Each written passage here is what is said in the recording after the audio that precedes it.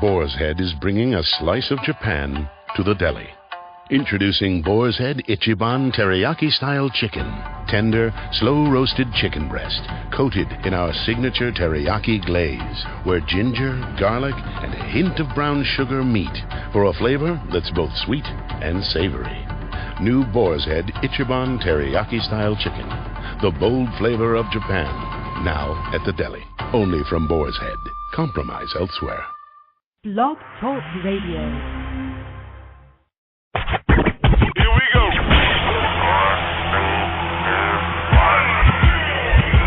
Blast off. This is True Capitalist Radio. True Capitalist Radio. I am your host, the man they call Ghost. The badass of business. Give him capitalism or give him death. That's it. Period.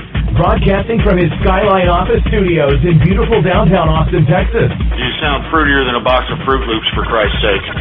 And now, he'll take it from here. Your host, the prognosticator of prognosticators, the man they call Ghost.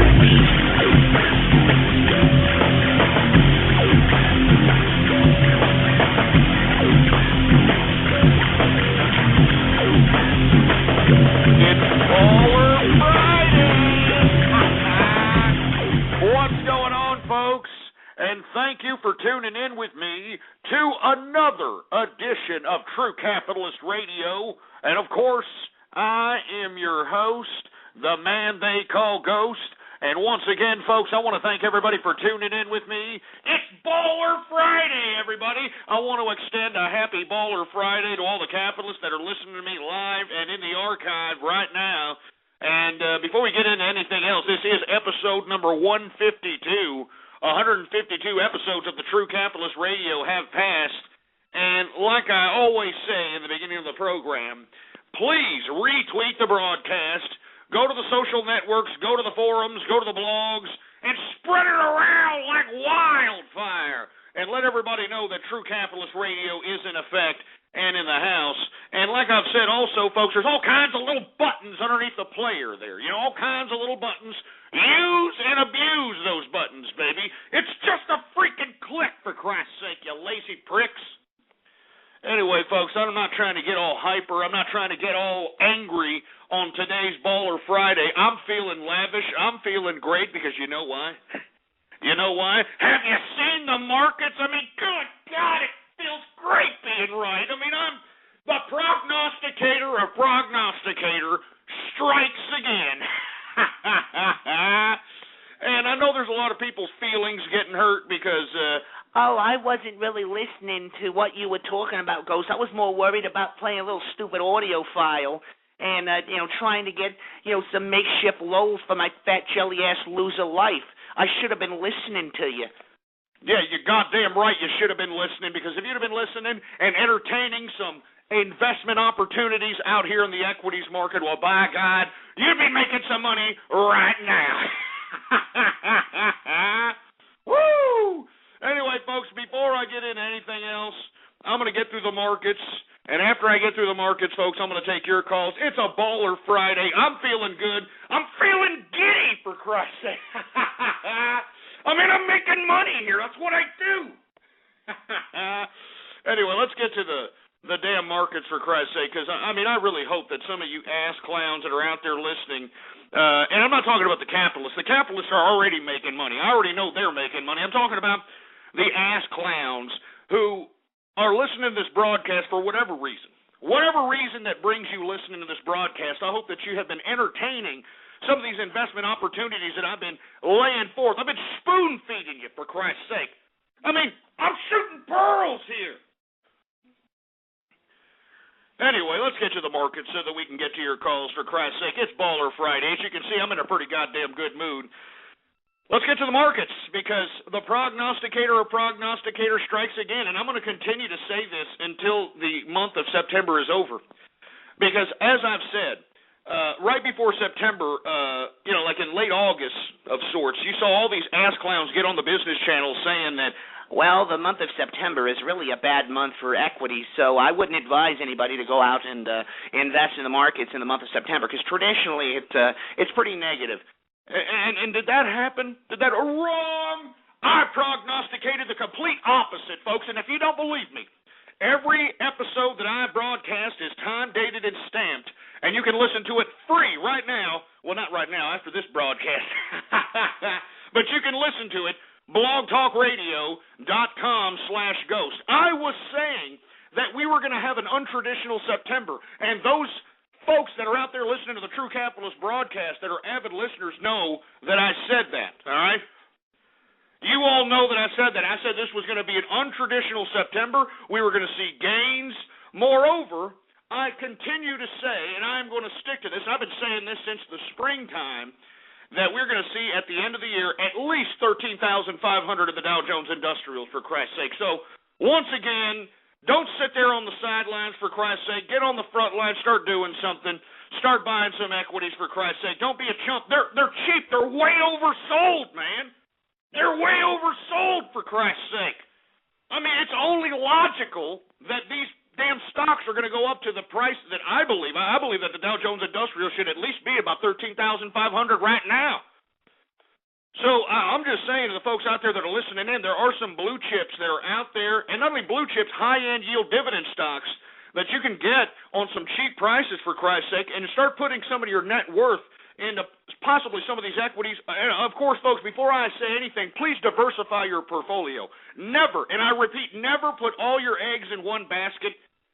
Remember, to have the stock market beat, one has to have a diversified portfolio. So let me just get to the markets, and then I want to get to your calls, for Christ's sake. Anyway, we've got the Dow Jones Industrials closing up on the upside once again in the supposed down month of September that all these experts on the damn business channels were telling us was going to be. Oh, we're going to have a down September. That's what traditionally happens. We're not dealing in a traditional market, ass clowns. All right? I mean, this is a helter-skelter market. Why is it so volatile? Why are we seeing so many peaks and valleys? Why is it attractive market to day traders? Because government intervention into the private sector. That's what's making everything so uncertain. That's why you're seeing so much untraditional volatility hit the marketplace, for Christ's sake. It's the government intervention. But once again, folks, I hope you're making money. I'm making money. I mean, you can listen to the way I'm talking. You can hear the smile in my face. You understand that? I mean, I don't smile very often. I usually try to look like a mean son of a bitch to intimidate anybody who comes in my way, but I'm smiling, baby. You know what I'm saying? I'm smiling right now. Anyway, the Dow Jones Industrials is up 75.91 points, a percentage increase of 0.66%. Closing out the day at 11,509.10 points for the Dow Jones Industrials, for Christ's sake. Let's get to the S&P 500, because we saw major gains all across the board, all right? We've got S&P 500 closing on the upside 6.90 points, a percentage increase of 0.57%, closing out the S&P at 1,216.0 points for the S&P 500. Let's go ahead and get to the NASDAQ, which is the most volatile of the markets, for Christ's sake. But the volatility hasn't been hitting the NASDAQ as we've been seeing these increases in the equities. It's actually been staying at the same rate as the other markets, as the S&P and the Dow Jones. So we still saw gains, though. NASDAQ was up 15.24 points, a percentage increase of 0.58%, closing out the NASDAQ at 2,622.31 points. Now, for all my brethren across the pond who are investing out there in the Europe markets, the FTSE 100 is up big time. Well, not big time. It's actually up rather more than usual. You know, you don't really see 0.5% or over 0.5% increase in the FTSE because you have a lot of volatility in Europe because socialism looks like it's imploding from within. But, of course, these central banks continue to fund it. Anyway, that's a whole other debate. But anyway, the FTSE 100 is up 30.87 points. A percentage increase of 0.58%, closing out the FTSE 100 at 5,368.41 points. Good God, I hope everybody's, Jesus Christ. I just hope that you're making money. I mean, not even anybody that you would pay. Like, let's say you paid some financial advisor, for Christ's sake. He would not even give you the type of information that you receive on this broadcast. I guarantee it. I guarantee it, man. This asshole would not even come close to the type of advice and insight and financial analysis that you get right here on the True Capitalist radio broadcast, and don't you ever freaking forget it, all right? Anyway, let's continue going, shall we? Let's get to the commodities, all right? Now, we saw some buybacks in the commodities, saw a little bit of sell-offs in the agriculture, saw sell-offs in the damn oil, but the metals, different story. But let's get to that in just a second, all right? Let's get to the energy sector. Now, why are we seeing decreases in the energy sector? Well, this is traditional. I mean, we're seeing sell-offs after seeing some increases in energy, and they're putting it in the equities market. No matter what part of the world that you're investing in, you're seeing this trend. All right, so let's check this out. Brent crude is down today very modestly. It's down 25 cents, a percentage decrease of 0.22%, closing out Brent crude at $112.05 per barrel of Brent crude oil. We've got minor sell-offs in gasoline futures. We saw a spike yesterday, mind you.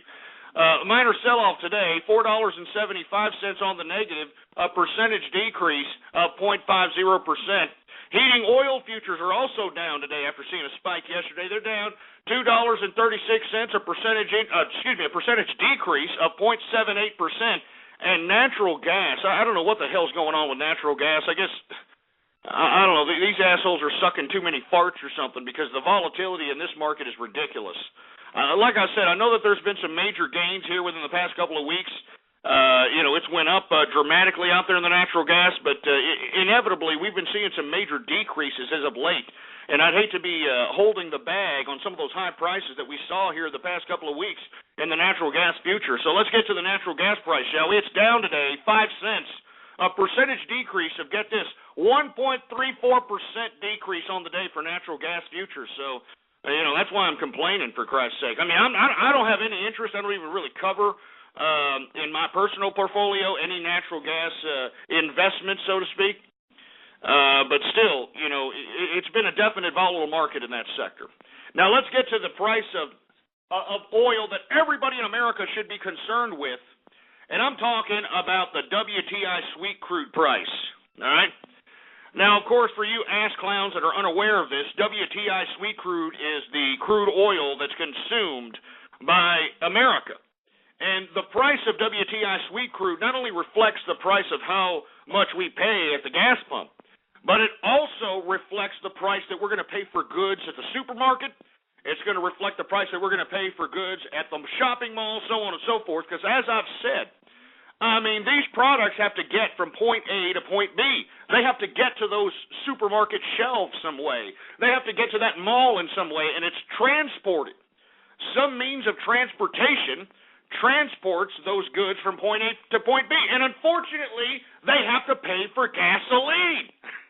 And you see, if the gasoline prices go up, then that means that they're going to have to pay more to transport these products, and they're going to basically relay those costs to the consumer.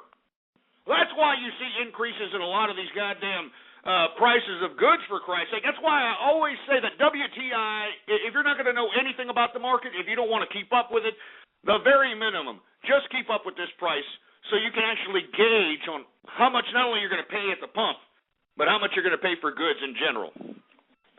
Anyway, WTI sweet crude is down today, which is a good sign. Like I've always said, I'd like to see WTI at about $70, $60 range. I doubt we'll ever see that again, but I'd like to see it because that means that petroleum prices will be low.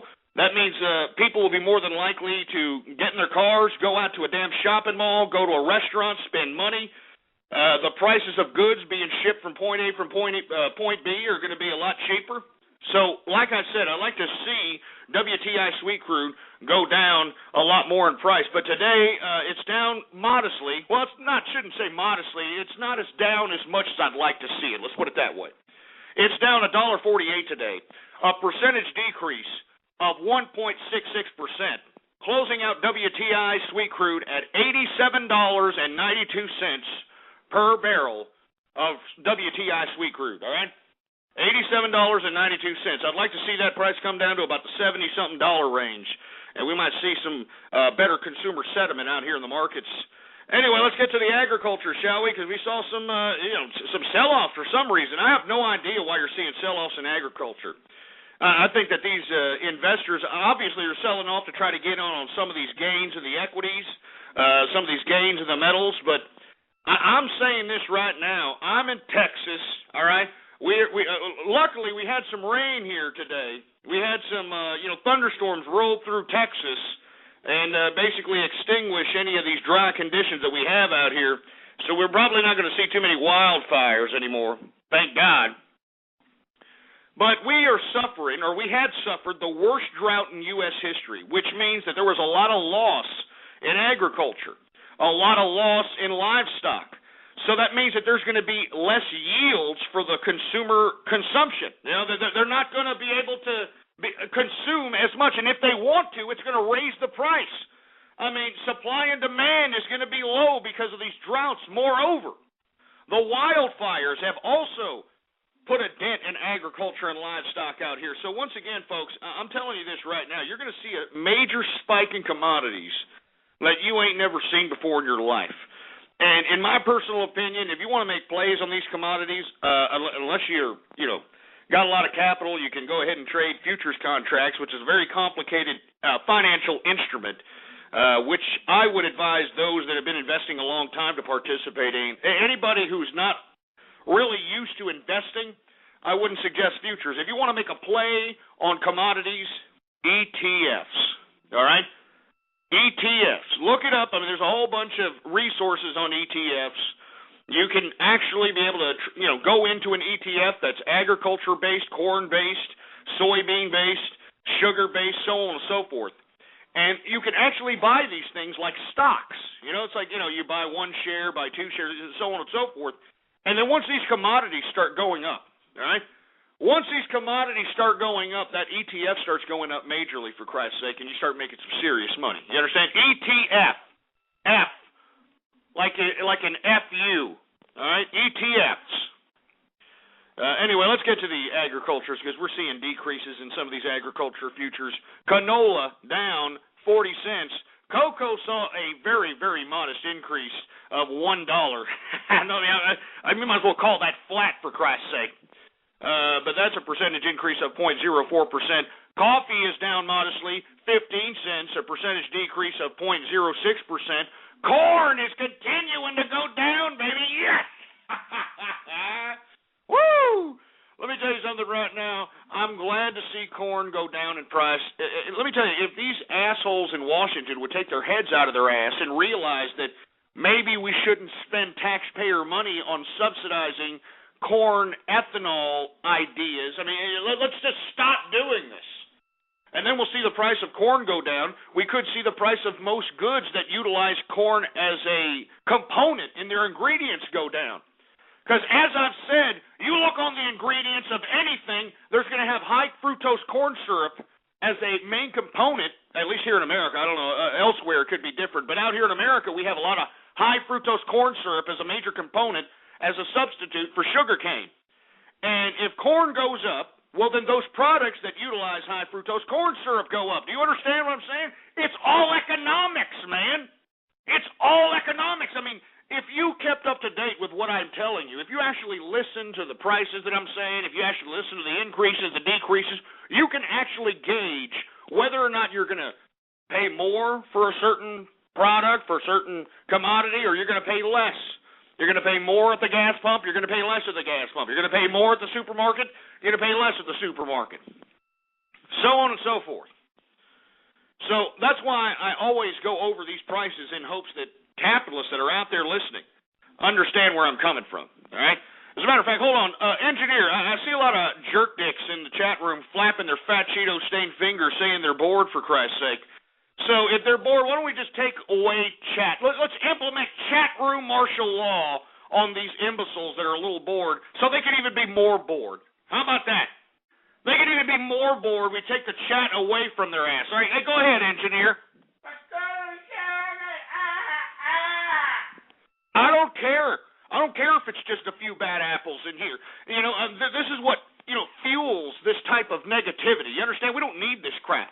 These assholes that are flapping their fat Cheeto-stained fingers on the keyboards talking about how they're bored, why don't you get the hell out? Why don't you get your loser asses off my broadcast? How about that? Stupid losers. How about we do a little bit of that? This is the kind of thanks I get. You understand what I'm saying, engineer? I come here every single day, for Christ's sake. It's Baller Friday. I mean, do you understand on 6th Street? It's bitchin' on 6th Street on Friday. You know it, right, engineer? I mean, it's bitchin'. They close the street. I mean, people can just kind of walk on 6th Street. I mean, it's just a great time. Instead, what am I doing? I'm sitting here messing around with these jerk dicks. And they're sitting over here saying, I'm bored. Well, you know what? I don't give a crap if you're bored, Milky Lickers. All right? Implement chat martial law on these assholes, engineer. Implement it now! Good. Implement it now. Anyway, where the hell was I, for Christ's sake? You see, these assholes are sitting here. They're screwing up. They're making me mess up on the goddamn delivery of the prices here.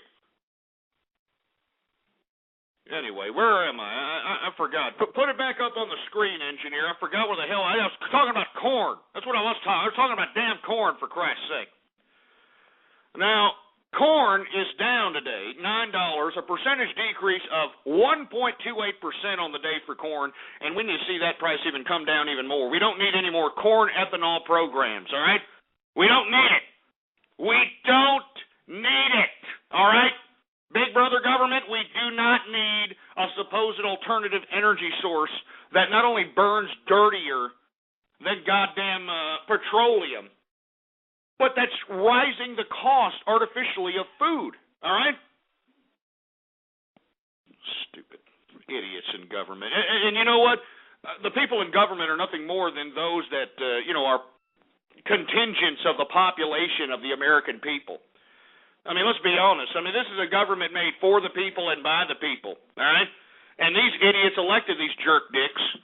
So these morons have nobody to blame but their dumb moronic selves, to be honest with you.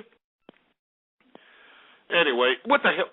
What the hell, engineer? I told you to implement chat martial law on these Milky Lickers. What the hell? How are they still chatting, for Christ's sake? God damn it, do it! Jesus Christ. All right, thank you. It's about time, engineer. You better start listening, for Christ's sake, or it's your ass. Do you understand? I can go hire some other tard to come in here and mess around with the goddamn stuff. Do you understand what I'm saying? Good. Anyway, I'm sorry, folks. I didn't mean to get off keister there. The engineer's not doing his damn job, for Christ's sake.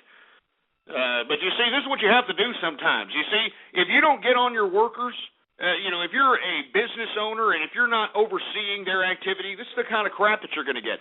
You're going to get, some kind of lackadaisical attitude, a lackadaisical approach to the job, for Christ's sake. Let me tell you something. You better not do that shit again, engineer. Do you understand what I'm saying, boy? Good. Anyway, Jesus Christ, I forgot where I was at, for Christ's sake, because the engineer just doesn't do his job.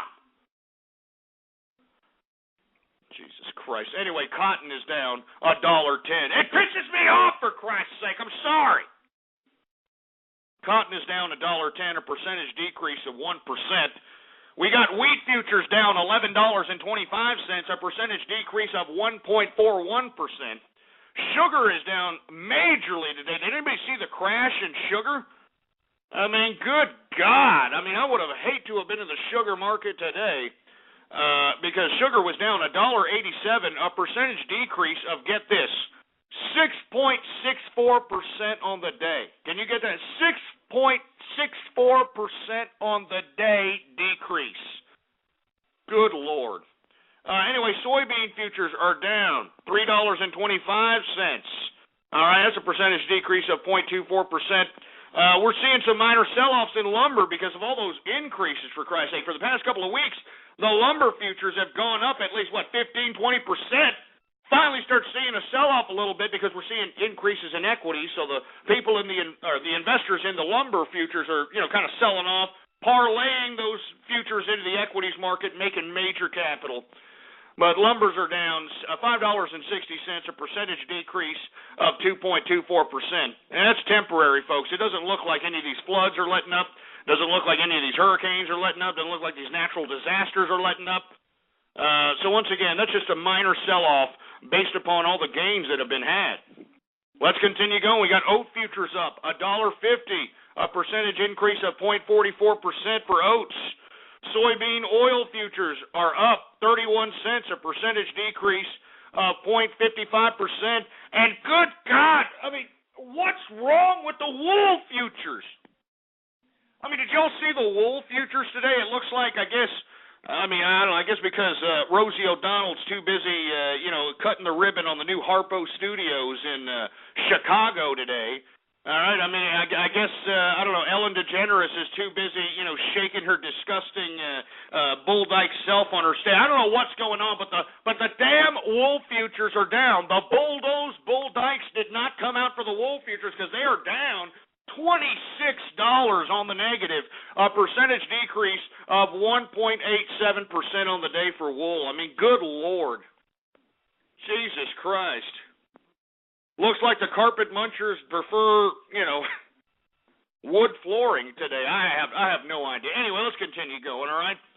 Let's get to the metals, shall we? The metals! Let's get to the goddamn metals!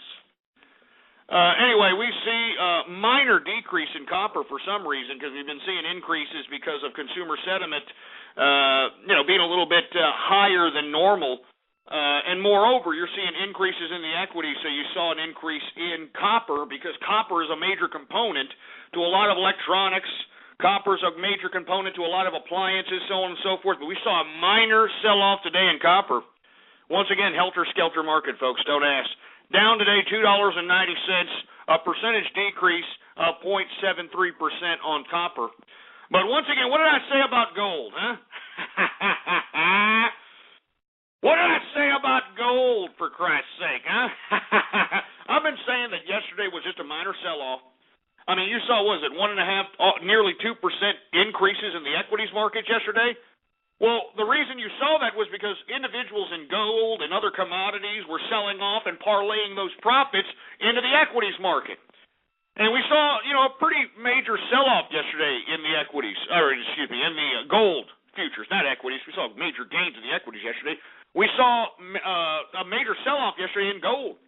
But like I said, it was temporary, all right? Temporary, and I think that everybody who's listening in, you need to make gold a part of your portfolio in some fashion, whether you're collecting physical gold or you're investing in ETFs, gold mining companies, jewelry companies, however you're making this play, it's time to ride that gold bubble, baby. Ride it, baby.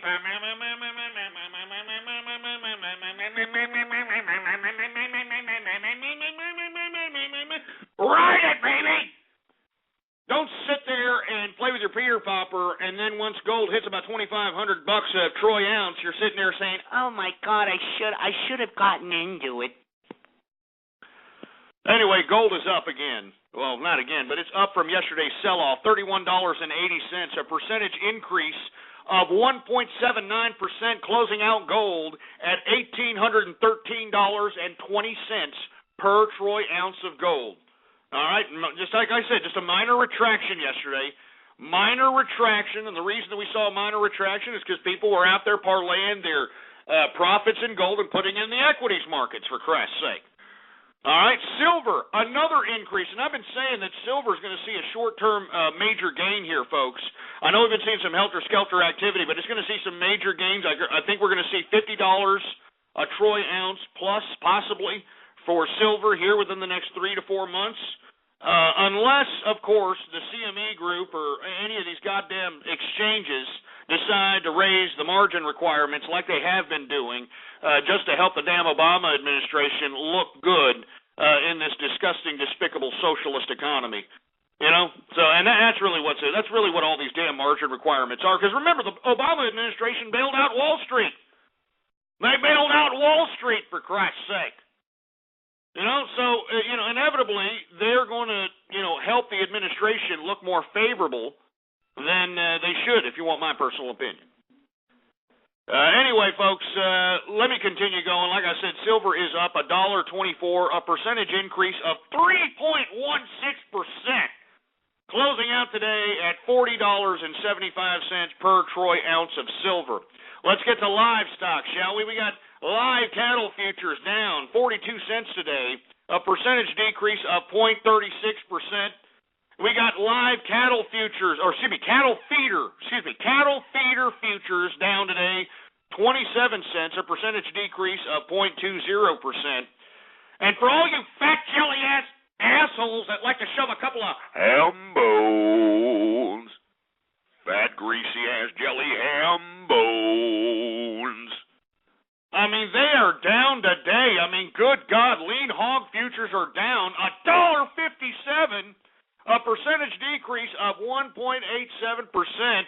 So for all you fat asses, like I said, that like to shove a couple of ham bones, it looks like it's going to be a little bit less out of your pocket. And moreover, I am trying to start the ham bone campaign, and I hate to keep reiterating this, but I think that it would do the world a lot of good.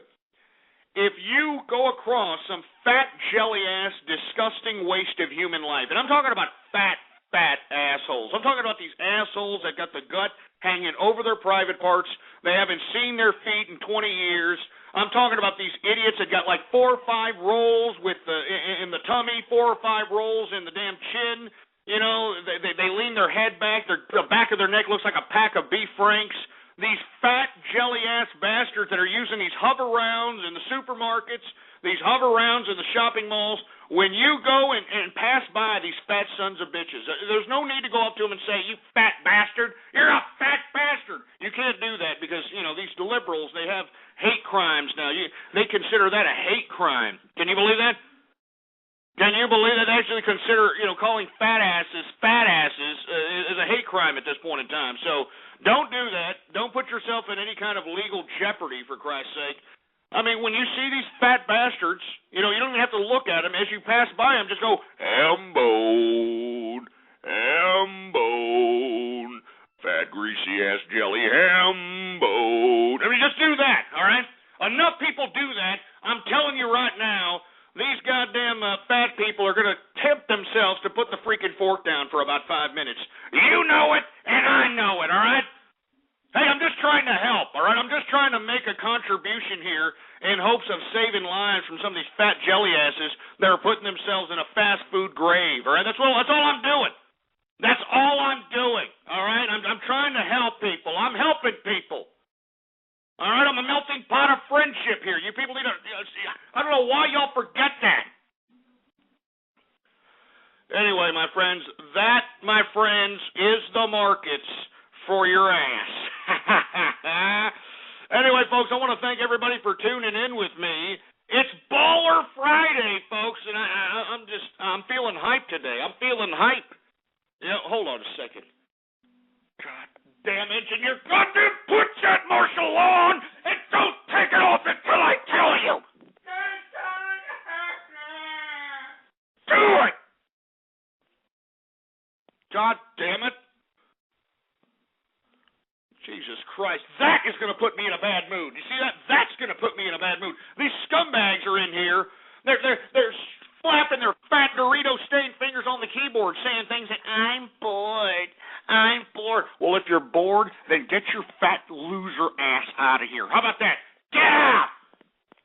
I don't want you to listen. How about that? I don't want your fat loser ass to listen. You're a loser. You're a waste of life. All right? And that's all there is to it. Anyway.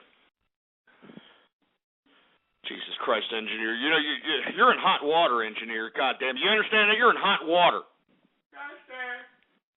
Stupid asshole. Anyway, where am I? I'm getting off keister here. The engineer isn't doing his job. Give me a drink. Give me a goddamn drink, for Christ's sake. Oh, yeah, we got some beer. All right, we got some beer here. And I got some Heinekens on the cans, for Christ's sake, because, I like that German type of lager flavor. So let me go ahead and open up this beer here. Oh, yeah. Woo! I'm feeling good, for Christ's sake. And look, it's Baller Friday. I posted major gains. I've made some major capital. I hope that you've been making some major capital on there, too, for Christ's sake. So cheers to all the capitalists. Hopefully you're drinking a libation. Hopefully you're sitting back there kicking back with me, for Christ's sake. I have implemented chat room martial law. Because we have troll terrorists attempting to facilitate, troll terrorism in the chat room. And if we don't do this, then the terrorists win. So I am unfortunately forced to implement chat room martial law in an attempt to fight troll terrorism. Anyway, let me go ahead and take a swig of this Heineken beer. Cheers, everybody. Cheers. Oh, it's great. Anyway, let's see. Let me get to the first subject matter. We talked a little bit about these equities markets, the commodities markets. I've told you all that September was not going to be your traditional down month, like all these talking heads have been saying on the business channels. I hope that you folks have been listening to me and entertaining some opportunities out here. And if you haven't, well, too bad. Hey, you know what, engineer? Let these idiots chat a little bit and see what they have to say, all right? Lift chat room martial law, all right? All right, here we go. Go ahead. There we go. We got chat room martial law lifted now. Now, what I want to talk a little bit about is Barack Obama. Barack Obama's actually trying to sell his jobs bill out here across America. You know what I'm saying? He even had Mike Bloomberg say today, and believe it or not, I don't know why Mike Bloomberg is trying to put his balls on the table here. I have no clue. But Mike Bloomberg is actually claiming that if we, the American government, the American people actually getting back of the stupid jobs plan, that it's going to create 770,000 new jobs. Yeah, great, Bloomberg. All right, great. It's going to cost us $470 billion for this new Obama jobs bill, just so that we can get 770,000 jobs. I mean, what about the stimulus package 2 bill? What about that? What about the stimulus package 2 that cost, $4 million a job that it created, for Christ's sake? It only created like $1 million or 1 million jobs or something, or barely $1 million bucks. Barely 1 million jobs, excuse me. $4 million a job that shit costs, for Christ's sake. Excuse my French. I will never forget stimulus 2. Never. So as a result, the president is trying to, spread this ridiculous jobs package, which is it's just ridiculous. All right, it really is. This damn jobs package is just utterly ridiculous. Not to mention that I'm not the only one that's unhappy with the jobs package. No. I'm not the only one upset with it. No. The Prime Minister of Canada, believe it or not, is not very happy with the goddamn little jobs bill that's being proposed by our president. Can you believe this crap? Assholes in Canada are out here a little upset. And the reason they're upset is because they're reading this jobs bill, and they're claiming that the jobs bill is protectionist. And the Prime Minister of Canada doesn't really appreciate the protectionist aspect of the jobs bill that's being proposed by our president. That's supposed to create 770,000 new jobs, according to Bloomberg, which I think is a bunch of nonsense. You understand what I'm saying? So once again, those ass clowns in Canada not very happy with Barack Obama's protectionist attitude as it relates to the new jobs bill. And I want to hear what you have to say about it. I mean, what do you think, the jobs bill a little protectionist? Canadians, what, are they going to lose out money or something? You assholes from Canada, you getting a little upset about it? I want to hear from you. 646-652-4869 is the number to call. I want to take some calls here.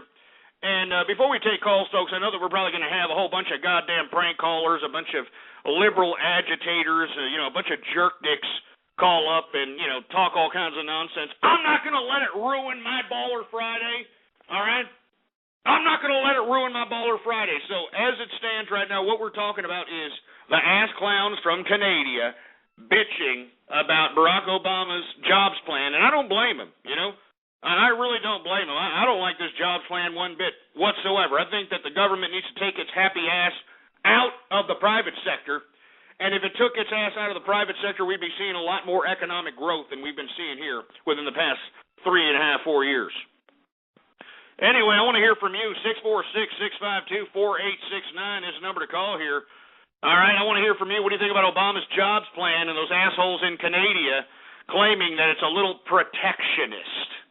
What do you think about it? I want to hear from you. Area code 240. What's up? What do you think about Obama's jobs plan? Yeah, we're just playing with your Peter Popper, for Christ's sake. 207. What do you think about Obama's jobs plan? Oh, Ghost, baby, it's been so long since I last saw you. You want to come over and watch Milo? No, I don't, you stupid fruit bowl. 541, what do you think about Obama's jobs plan? Hey, Ghost, I missed you, boy. Here we go, more fruit bowls, for Christ's sake. Why don't you assholes take about 10 steps away from my freaking butt crack, all right? I mean, don't you understand? I got a lot of homosexual contingent listening for some reason out here. I've got these fruity-ass, over-feminine bronies. I've got bull-nosed bull dykes. You know, I've got flesh flute players out here. The reason they listen to me is because they don't appreciate my commentary as it relates to their demographic for some reason. You know, so for you to sit over here and act like some, you know, overly feminized fruit bowl is not really funny to these people because that's what they are. You know, they're just over-feminine, physical attribute-ridden pieces of brony crap. You know, and that's why, you know, there's not too much lulls going on with you actually acting like some fruity-ass homosexual out of some San Francisco bathhouse or something. All right, it's not funny. No lulls whatsoever. Anyway, 818, what's up? What do you think about Obama's jobs plan?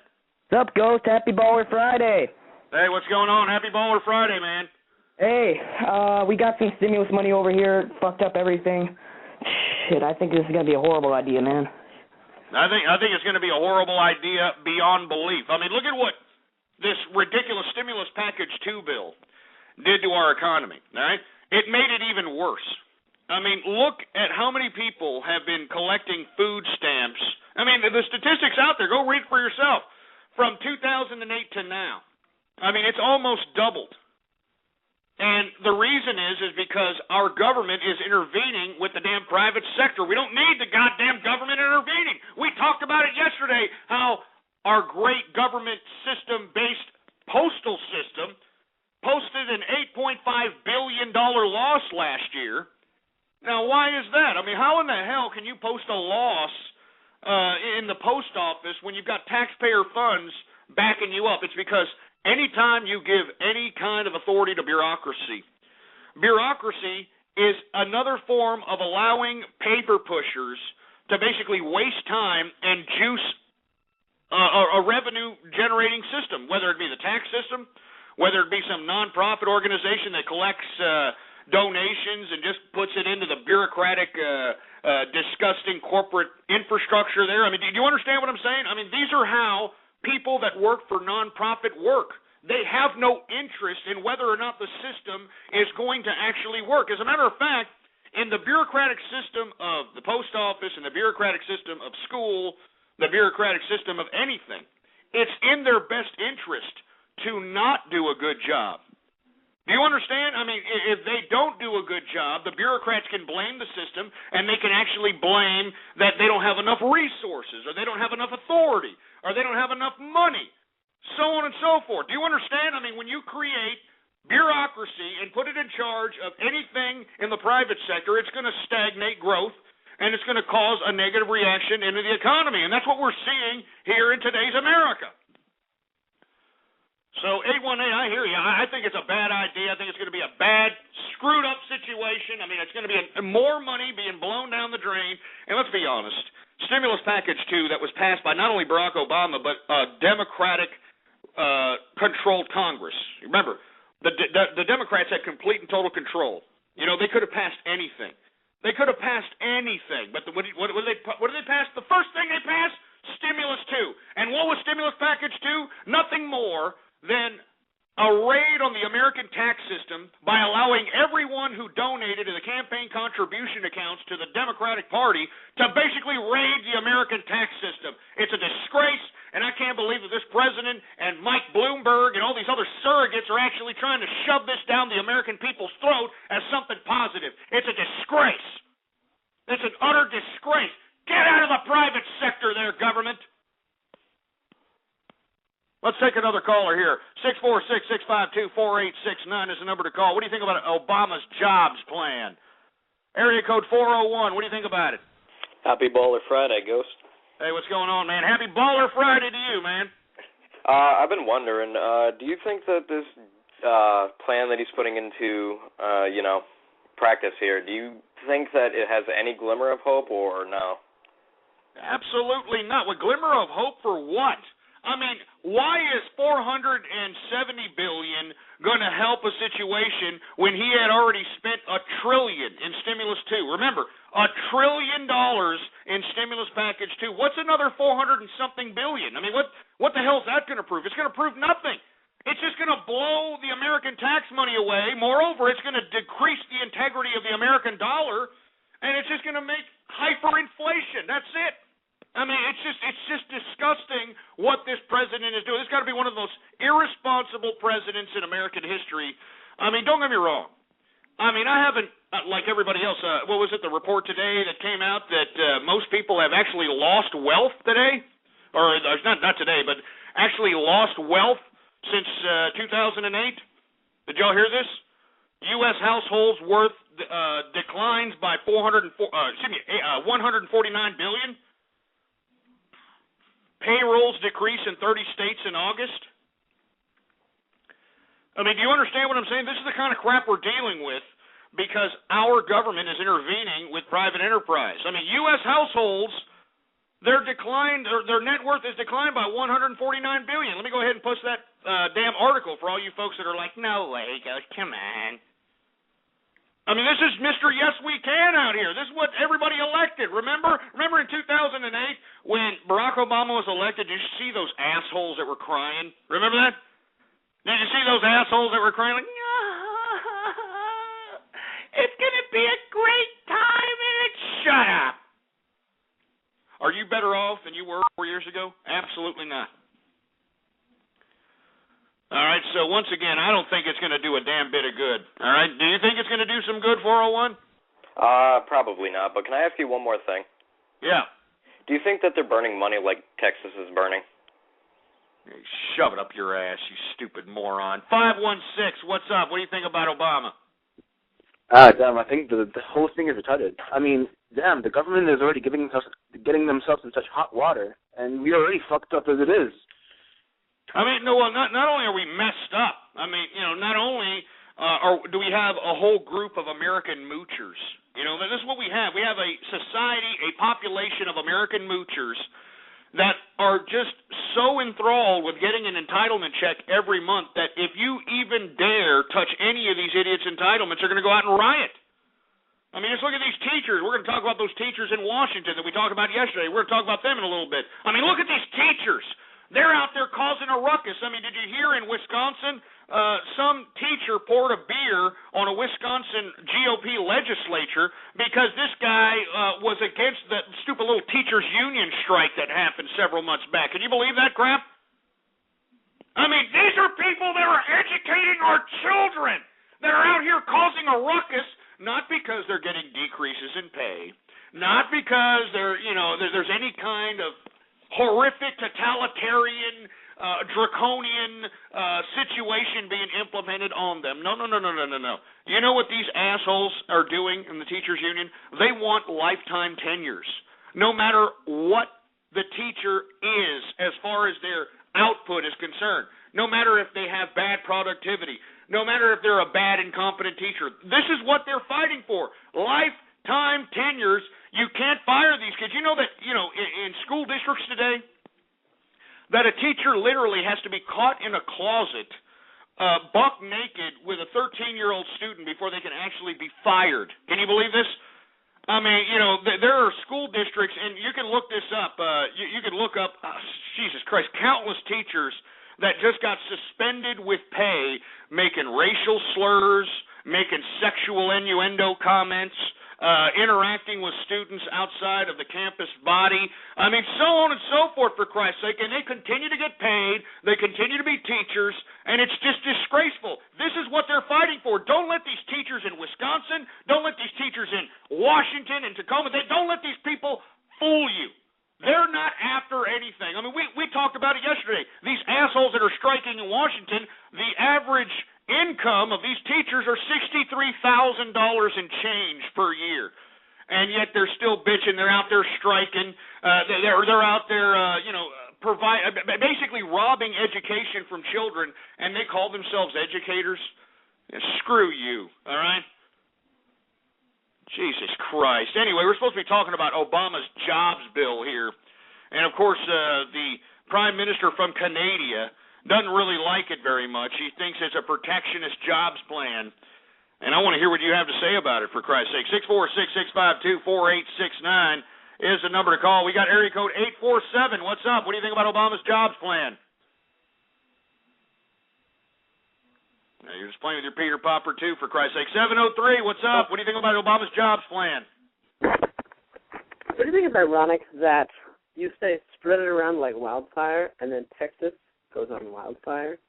Do you think it's rather ironic that you sound like Richard Simmons' love child and you sound like you've got something in your mouth? Isn't that kind of ironic?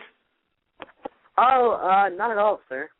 Of course it doesn't, because you're probably servicing a glory hole right now while you're calling us from your goddamn Android phone, for Christ's sake. Get him off, engineer! Get him out of here! Give me a freaking break. Anyway, 646-652-4869. We're supposed to be talking about Obama's jobs plan, for Christ's sake. Unfortunately, we're having a bunch of flesh flute players, a bunch of pink team players, a bunch of bullnose, bull dykes, bronies, and all these other milky lickers trying to agitate the broadcast, and we're not going to let them do it. Do you understand what I'm saying?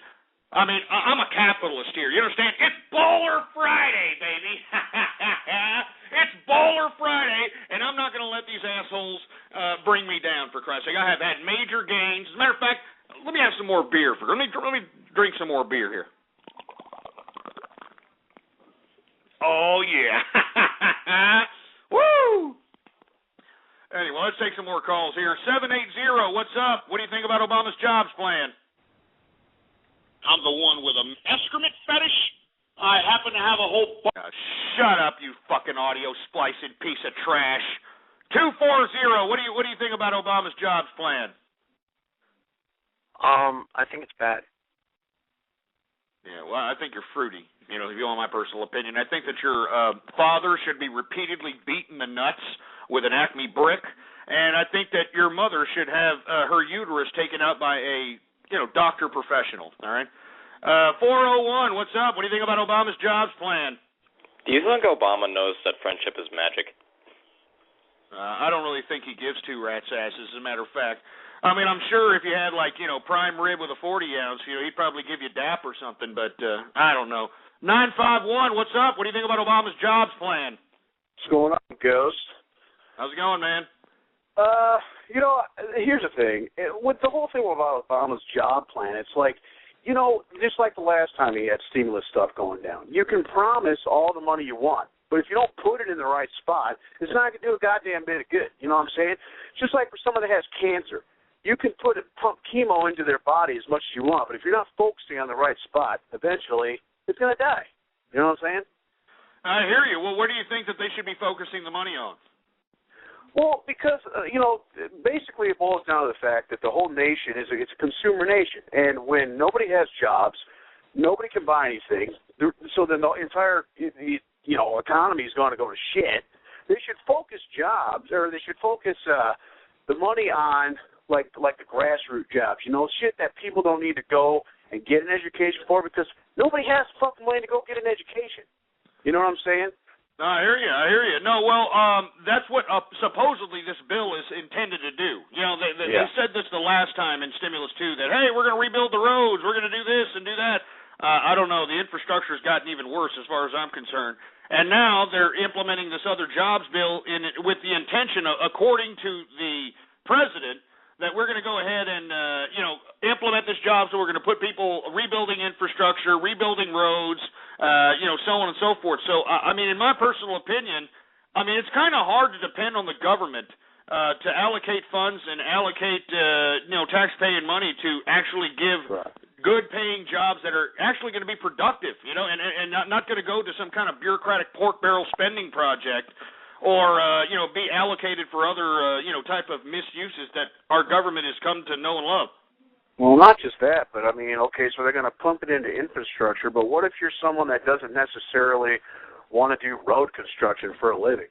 You know what I'm saying? I mean, we shouldn't have to be forced to make a choice, but yet we should have the ability to make a choice. You know, and like take me for example. I'm a truck driver, and I make decent money, but to go to trucking school, I had to take a loan out for $4,000, and yeah, it took a couple years to pay off, but that was back when they would give loans to anybody. You know what I'm saying? Yeah, I hear you. For some shitbag job where I don't need to go to school for. Well, I wouldn't call trucking a shitbag job. I mean, I think trucking's going to be around for a long period of time. But moreover, what really hits the truckers are the high prices in gas. And, nobody's really talking about that, per se. I mean, a lot of these truckers are independents. They're going out here, delivering, payloads of a variety of different widgets.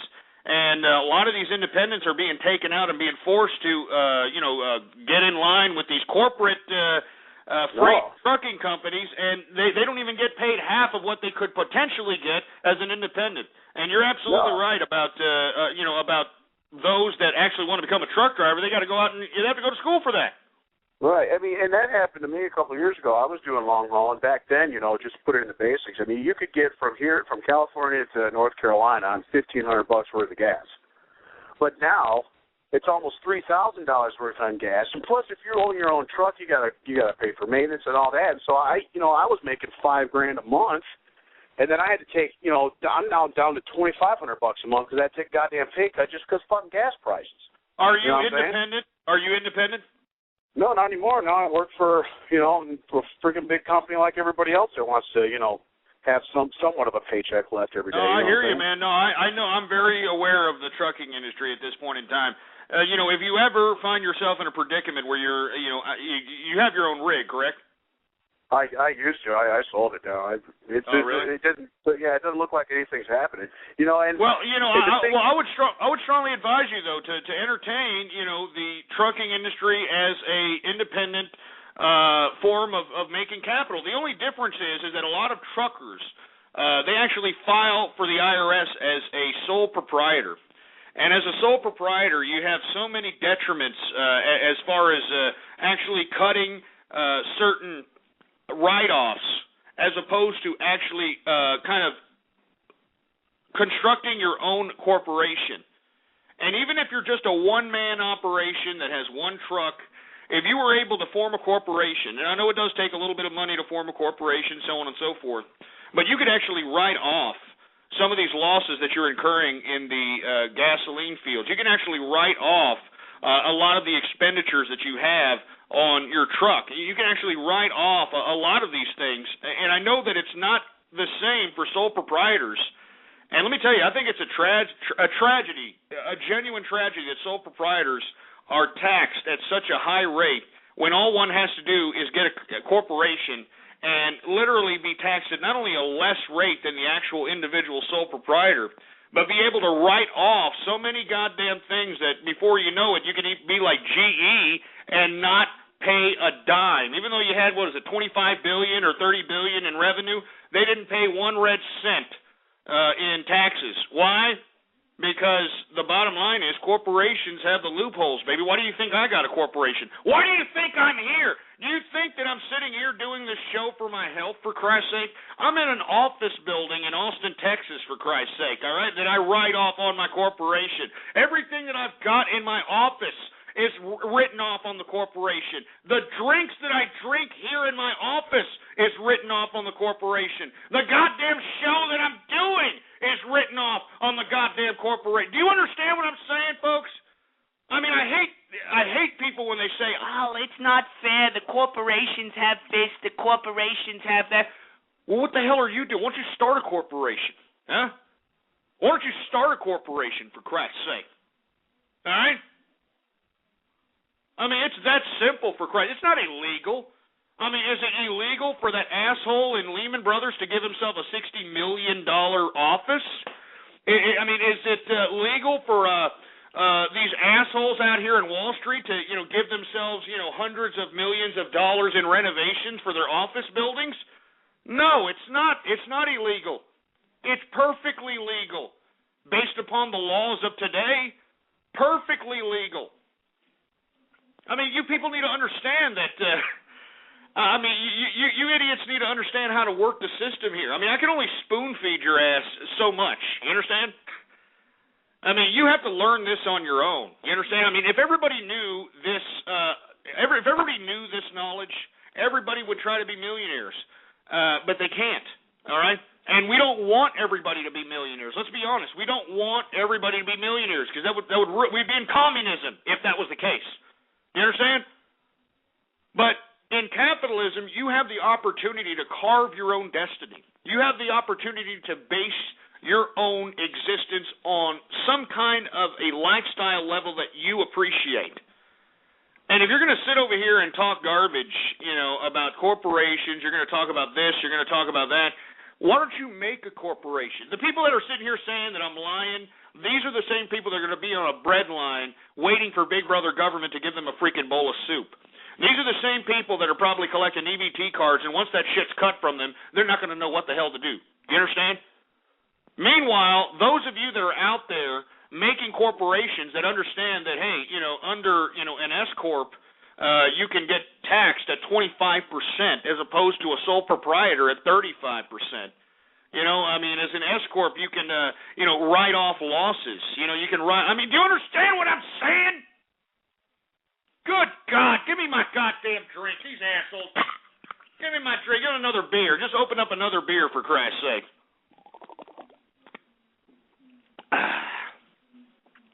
You're goddamn right. Corporations are people, too. You're goddamn right. Because you have to understand, folks, when you start a corporation, you're not, that's not your company. The corporation is its own entity. You understand? So what does that mean exactly? Well, I'll tell you what. I'll tell you what it means, all right? Let's say you got a successful corporation. Let's say you're making large sums of capital, all right? It's kind of like, let me use that guy from Orange County Choppers. Do you know who I'm talking about? Big Paul Tuttle. Are y'all familiar with this guy from Orange County? He's on Discovery Channel, big Orange County Choppers. Are you aware of the little dispute that he's having with his son there? Well, I'm not going to get into the big deal about it, but unfortunately, West Coast Choppers, Big Paul and Little Paul Tuttle, it was a father and son operation that, they were basically building motorcycles out of their garage, and they expanded that operation into an actual garage, and it just kind of blew up on them. Well, Orange County Choppers, the dissension between the old man and the son got to a boiling point where the son finally got fed up and walked out of the company, all right? Paul Jr., that's right, Paul Jr. Designs. He walked out of the company and said, I'm tired of this, forget it. Now, Paul Jr. owns a portion of that corporation of Orange County Choppers, all right?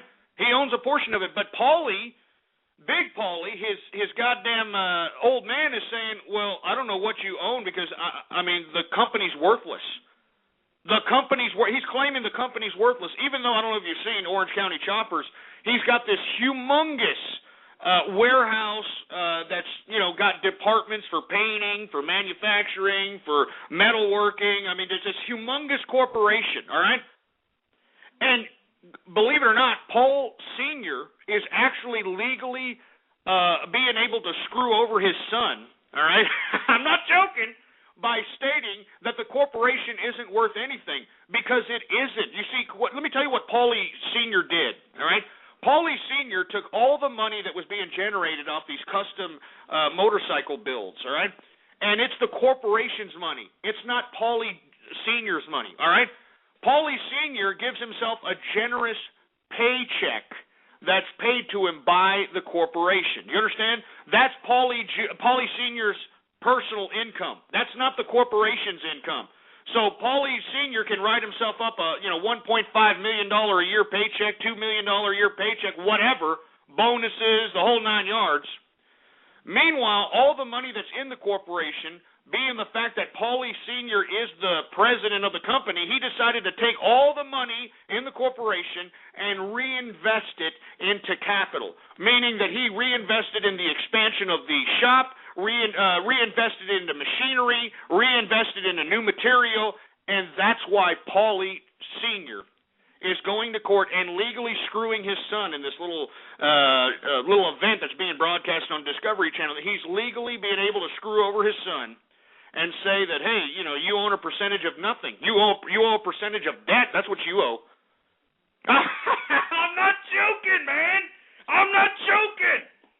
I mean, do you understand? I mean, that's why I'm saying, man. I mean, you people need to understand how business works. If you do not understand how business works, you're going to get screwed just like Paul Jr. over there, all right? I mean, Paul Jr. got screwed. I mean, I know he's got Paul Jr. designs, but come on. I mean, come on, man. That looks like some operation that, you know, a couple of schmuck Hells Angels threw their drug money together and bought a garage and, you know, just threw whatever they could in there. I'm not joking, man. All right? I mean, Big Paulie Sr. screwed his son because he could do that. So even though Paulie's saying that he's claiming a percentage of Orange County Chopper, he owns nothing. By Paulie Jr. claiming ownership of a percentage of a company in debt, all right, that means that Paulie Jr. has to come to the table actually as a party to fulfill those debt obligations. Do you understand what I'm saying?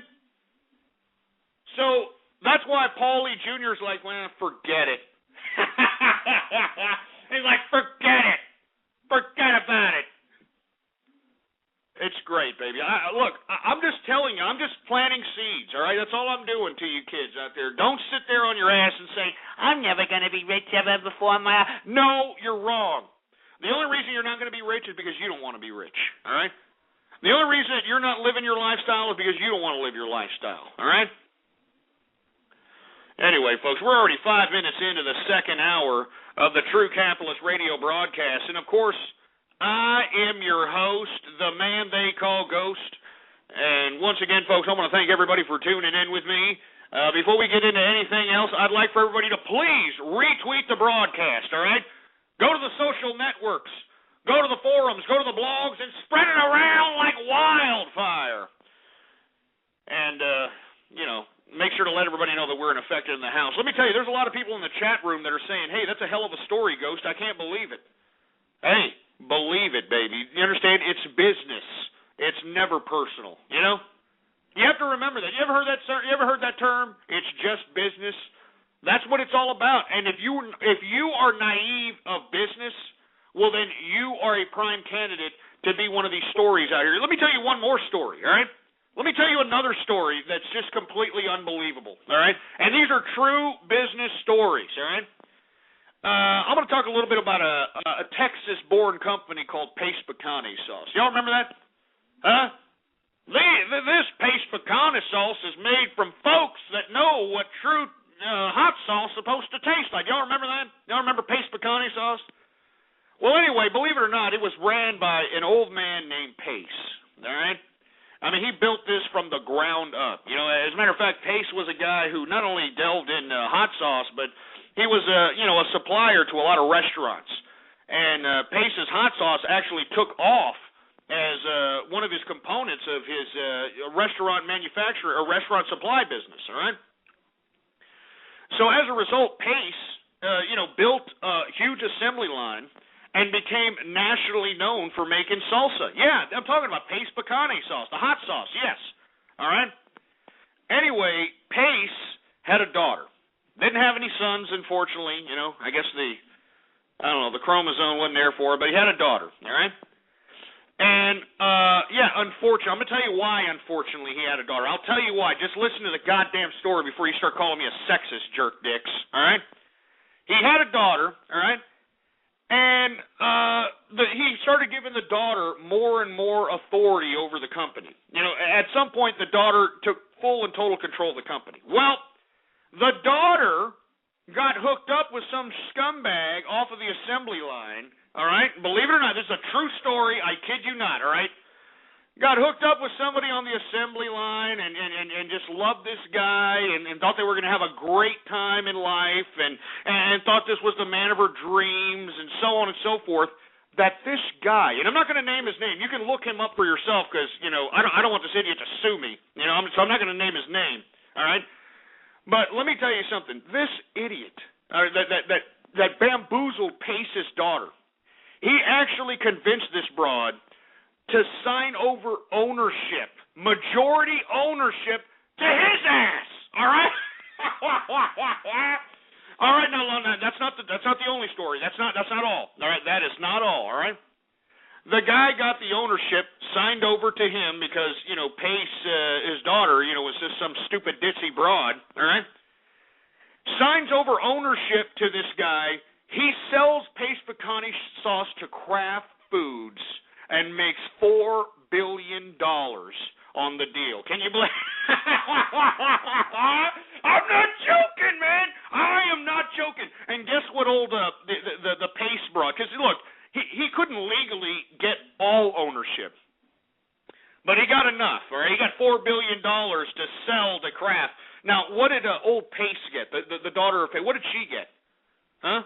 What did she get? She got $800 million. All right. Oh, that's great. Oh yeah, thanks. $800 million. While this schmuck, who was on the assembly line,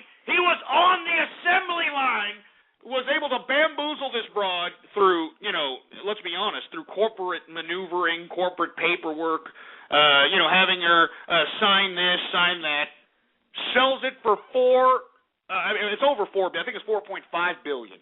All right, and now this guy's living in some mansion somewhere, probably laughing his ass off about Pace's daughter. Unfortunately, Pace's daughter recently died, so. I'm sorry, Pace's daughter. I would have killed myself after that, if you want my personal opinion. $800 million? She was the owner of the company, man. What do you mean $800 million's not too shabby? She owned it. Her father created it, man. I mean, she allowed this goof because she was naive of business. She was completely naive of business. She allowed this goof to just take complete control of the goddamn company. And now this guy's $4.5 billion richer just by, banging the right stupid ditzy bimbo. I mean, it's just unbelievable. And the reason is, folks, is because this is all corporate. You understand? Corporations. So once again, folks, the only reason I'm telling you this story, folks, is because, man, don't be this stupid. Don't put yourself in a situation. Don't be an idiot and be naive of business. And then when somebody takes you, you're like, I don't know. I mean, give me a damn break, for Christ's sake. I kid you not, that's a true story. You can look up that son of a bitch. He's always written about in the Forbes 100 list. And they don't even put a big article about the guy. They put like a little footnote. Yeah, because even Forbes knows that this is ridiculous. Oh, my God. Anyway, I'm sorry, folks. I didn't mean to get off keister there. I just want to let everybody know, man, it's easy. It's easy to make money in America. You need to understand that naive of business doesn't excuse you of being somebody who's unproductive. You understand? And for all you people that are like, it's not all about the money, Ghost. It's not all about the money. Anybody who tells you that it's not all about the money is a loser. All right, I guarantee you, they're a loser. They're trying to, I guess, solidify their disgusting uselessness in this life by saying that money isn't everything. Don't worry about it. They're trying to excuse their laziness. They're trying to excuse their lackadaisical approach to survival in this world. That's what they're trying to do. I mean, money isn't everything. It's the only thing. Do you understand what I'm saying? And all you idiots that say that it isn't, I bet you money right now. If your mother was in front of me, I could pay her money, and I could just start throwing cash on the table, throw gold on the table, whatever her pleasure is, I could throw it on the table and have your mother drop trowel and do whatever in the hell I want her to do. Do you understand what I'm saying? That's money. You understand? I could buy your mother. I bet you, I almost want to do that when finally the show, gets real popular. And something happens. I gotta out myself to the media, so on and so forth. I want to do that one day. I'm going to put it on YouTube too. I swear to God, I'm going to go up to some disgusting piece of garbage that hated me. I'm going to find out who they are. I'm going to go up to their mother and just start throwing money at this mother, right? And start throwing money, and then just film her for whatever in the hell I want her to do. I'm not joking. That is reality, folks. That's reality. I could buy your mother. All right. Cheers, for me buying your mother.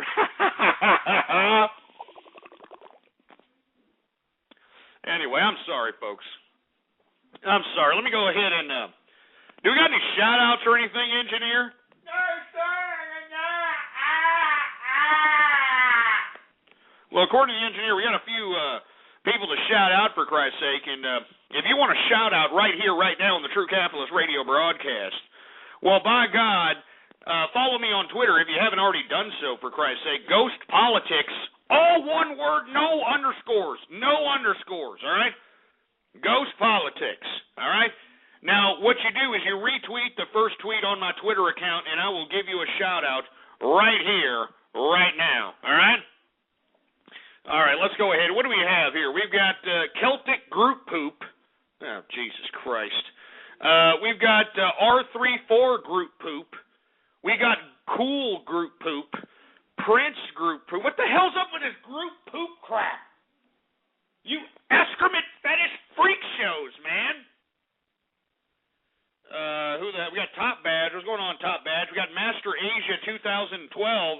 Anders Templar. We got Flamin' Nipple Chop again. We always usually see Flamin' Nipple Chops. Who the hell else do we got? We got CPT Hoovison. Engineer is a Spy. Weed Brony. Poop Spanker. Mowers in the place. Troll LOL. Candy Ass. Mattermind in the place. Hot in Texas. Yeah, shove it up your ass, asshole, all right? Hey, look, we got our rain, all right? There's not going to be any more goddamn wildfires. Do you understand? You know what I mean? There's no more wildfires out here, you milky lickers, so just stop with the nonsense that you're doing here, all right? Enough with the damn Texas jokes. I don't like them. Anyway, who else do we have out here? Who else do we have, engineer? Let's see. We got Anonymous Plummo. What's going on, Plummo? We got Cosmo CB. We got Trolesta Molestia. We got I'm not going to say that. Evil Bronze 5. Poop Masseuse. We've got. I'm not going to. You sick sons of bitches, man, with these dumb names, man. What the hell's up with these sick names, man? Where do you come up with this crap? Jesus. We're going to do a couple more shout-outs and that's it, all right? That's all we're doing. Look at these fruity names, for Christ's sake. Good God, forget it. Nosebleed, LOL. Hey, that wasn't funny that I had a nosebleed the other day, assholes. You know what I'm saying? I mean, that meant my blood pressure was so high, for Christ's sake. I mean, I was bleeding through my freaking nose because of you people.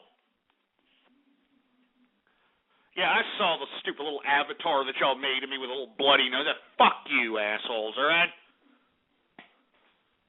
Anyway, excuse my French, folks. I didn't really mean to curse here, but, I mean, Jesus Christ. I mean, you don't understand what it is being me, you know? You don't understand the type of ridicule that I have to accept. I have to accept, you know? Have you done a YouTube search lately? Ghost Capitalist or True Capitalist Radio? Have you done a damn Google search, for Christ's sake? They're humiliating me, for Christ's sake. They're humiliating me. They're making me look stupid. They're making me look like a jagoff, for Christ's sake, man. My show is serious business, and look at the way they're treating it, for Christ's sake. Anyway, let me move on to another subject matter. I know that we've gotten off keister. I mean, we've actually gotten behind, but it's Baller Friday, baby. It's Baller Friday, and I'm trying to advance some information in hopes of sparking synapses in the brains of capitalists. That's what I want, for Christ's sake. Anyway, let me move on to another subject matter. Let's talk about double-talking Governor Rick Perry over here. Yeah, let's talk about this scumbag who said that Social Security is a goddamn Ponzi scheme, and yet the next debate, this asshole's pandering to these freaking baby boomer seniors. Yeah, you just lost my vote there, Rick Perry, you scumbag. Anyway, he's attended Fashion Week in New York. Can you believe this? I mean, you know, Rick Perry attended Fashion Week in New York. He had actually dinner with Donald Trump. Now, why in the hell he had dinner with Donald Trump, I have no freaking clue, all right? But then afterwards, he went to the Sherry Hill show and went immediately backstage where 30 models, with scantily clad attire were just kind of circling him around him. You know what I mean? He also chatted with Kim Kardashian, for Christ's sake. I mean, for real, Rick Perry? I mean, what the hell kind of image are you projecting? I mean, what are you trying to be, Hollywood? Kim Kardashian, for Christ. I mean, screw Kim Kardashian, all right? I mean, let's be honest. This broad is famous because she got banged by Ray J, and it got filmed and thrown all over the internet, for Christ's sake. And it was a stupid porn flick, all right? It was stupid. I mean, you look at Kim Kardashian, right? You see, big, tribal ass. You see her, a plastic face and all that other nonsense. You would think that this broad would be, a little freaky in the sack, But no. What was that pornography she was? Ray J. I mean, are you kidding me? I mean, Paris Hilton was more freakier than this slut. And I don't know about you. I wouldn't want to do Paris Hilton. I mean, I don't know. That's like borderline, flat board that needs a screw. You know what I mean? That's a flat board that needs a screw, for Christ's sake. And not to mention, I mean, I don't know what kind of bugs that you can get off Paris Hilton, for Christ's sake. But anyway, the point is that, Kim Kardashian, that's why she is known here, and I don't understand why everybody looks to her as some kind of, I don't know, a role model. She's a filthy, disgusting whore. You can tell her I said that. Even her brother, who's on Dancing with the Stars of all places, even he said that. She's a useless, disgusting, filthy broad, and her only use in life is to, use her uterus pipe to make ejaculation for penises. I mean, that's basically it. I mean, that it really makes me sad that there was an actual Kardashian, the guy, the old man, he was the original lawyer to O.J. Simpson, I forgot his first name, but I knew his last name, Kardashian. This is where they're getting their name from.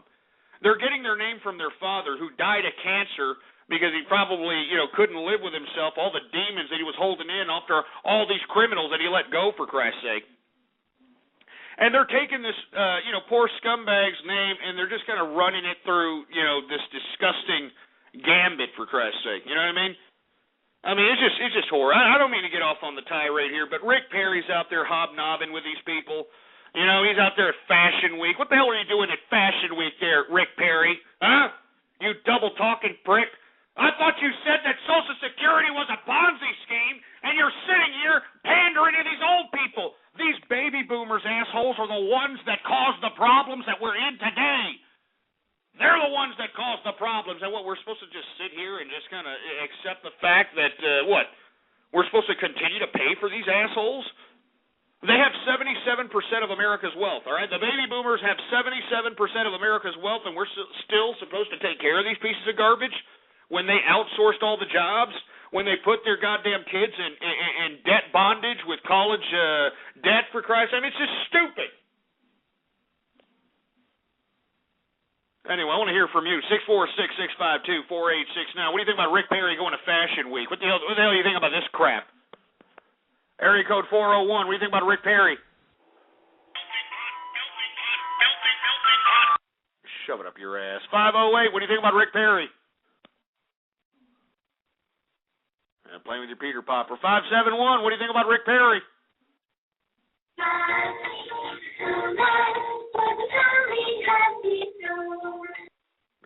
Jesus Christ, don't do this now, please, all right?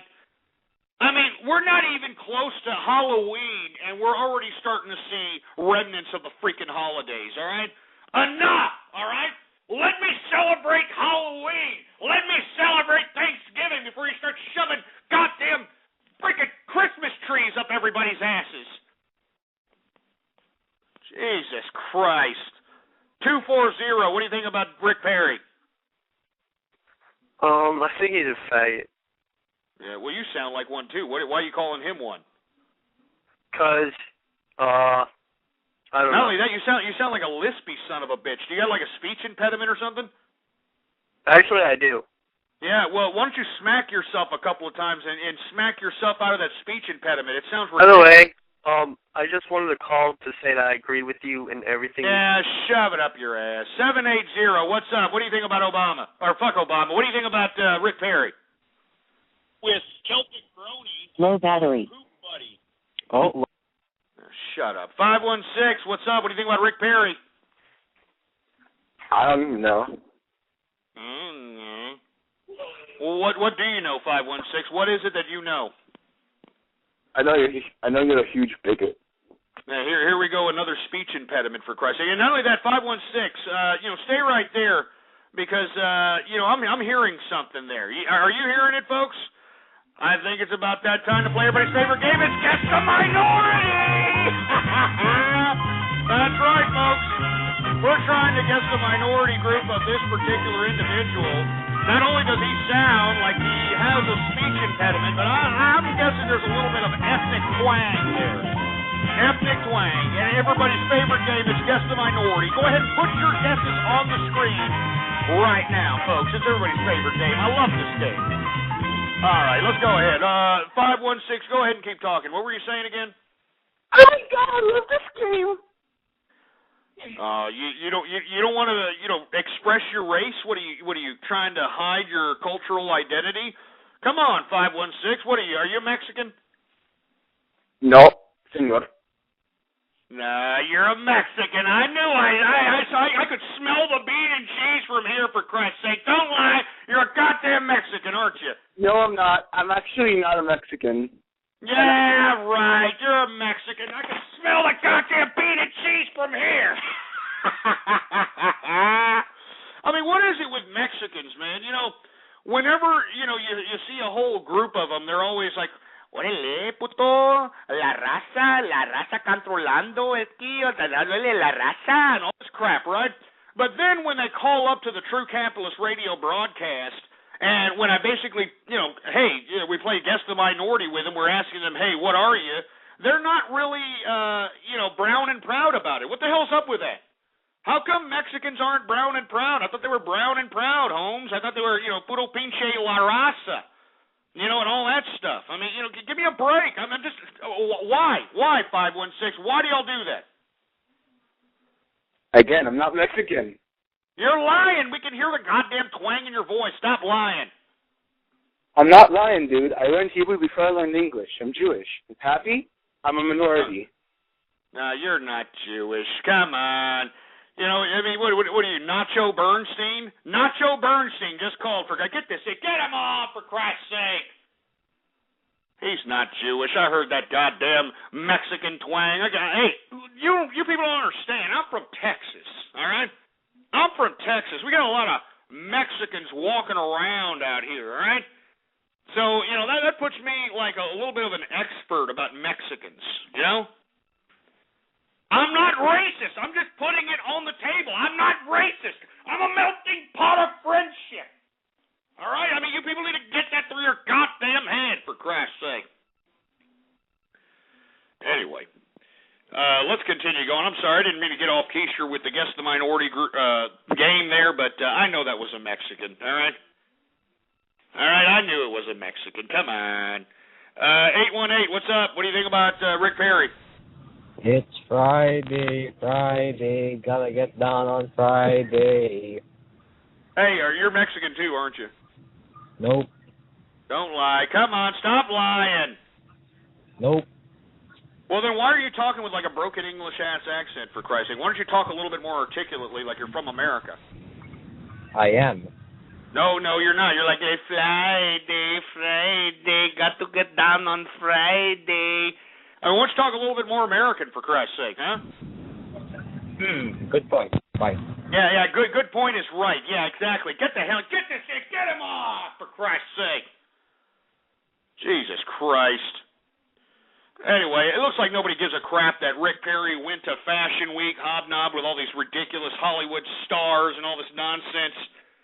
So let me go ahead and move on to something else, for Christ's sake, all right? Let's talk a little bit about, how these ridiculous teachers in Tacoma, Washington, are resuming their strike, a fourth day of strikes. All right, that means 4 days students have been without any kind of education, and they're doing the same thing that they did to these kids in Wisconsin. They're doing the same thing. The teachers are bamboozling these kids, and they're saying, hey, why don't you go out and protest with us? Protest with us so we can have lifetime tenures and continue to deliver you incompetent education. Let me tell you something. It's ridiculous that these goddamn teachers in Washington, Tacoma, Washington, are actually conducting this strike. And I already reported yesterday, the average income of these teachers is $63,000 in change. All right? $63,000 in change. Now, why are they protesting? Why are they striking? Because they want lifetime tenure. Lifetime tenure, folks, means that they are employed by the school district for life.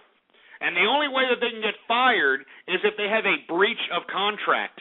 And the breach of contract, believe it or not, you literally have to find a teacher in a goddamn janitor's closet, putting a couple of fingers up a child's orifice or something before they actually fire these teachers.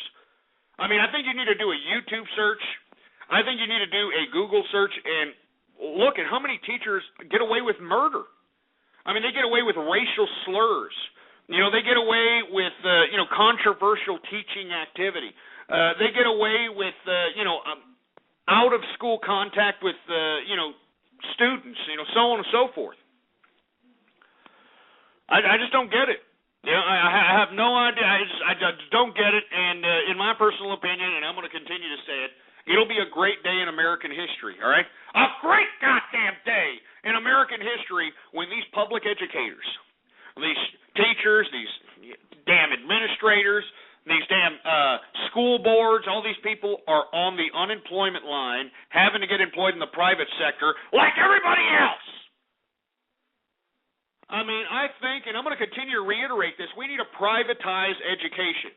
I mean, look, I'm a taxpayer, and I feel like I'm getting raped here, because let me tell you where the school's funding comes from. It actually comes from property taxes, all right? Yeah, property taxes. People that own property are the ones that fund these schools, for Christ's sake. Now, what I don't understand is, I haven't had kids that went to public school for a long goddamn time. Why? And not only that, I own multiple properties.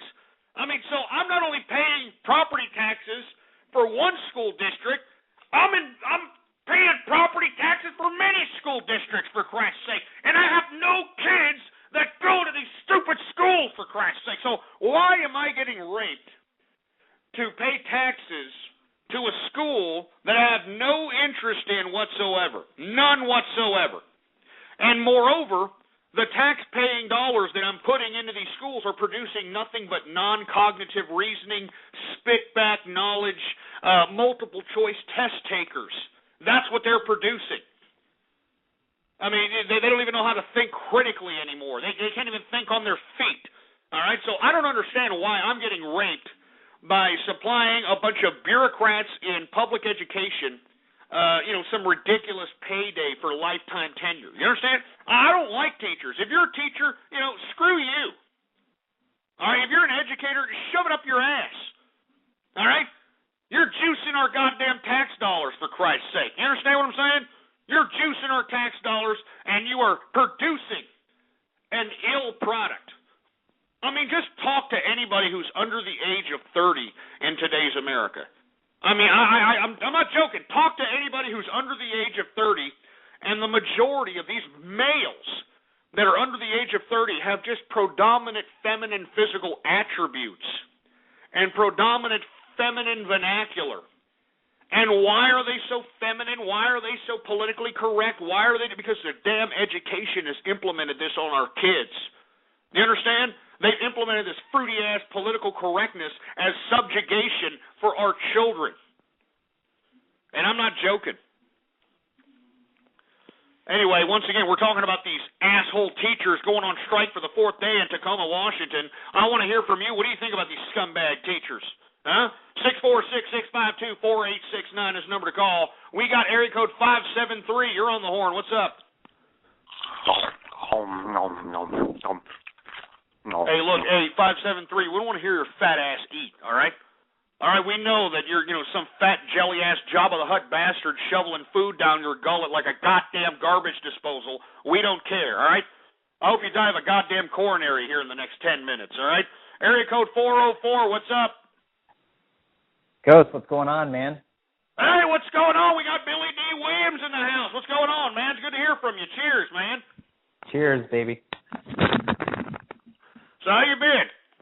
I'm doing well. How about you, man? Just been capitalizing on the markets, like you said. You know, a while back when they took their dip, I did a little dollar cost averaging on some of my positions, and been doing pretty well for me. So. You're damn right. I'm glad it's going well for you, man, because let me tell you, I still think that Dow Jones Industrials is way undervalued. I think the S&P is undervalued.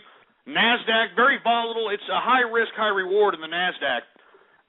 But I still think that a lot of these equities have been oversold, and it's good to hear from, especially a capitalist like yourself, that you're taking advantage of the market, you're looking at these bottom-feeding opportunities, and you're capitalizing, man. Yeah, man. Anyways, I guess going into the topic, I mean, teachers, you know. Yeah, I hear you.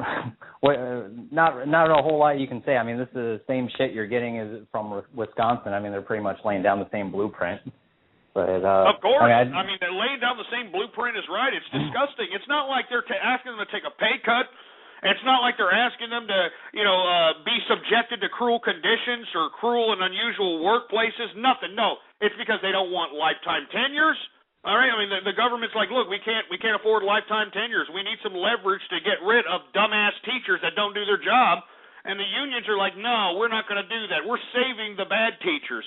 We're risking education so that we can save the bad teachers. That's what it comes down to, man.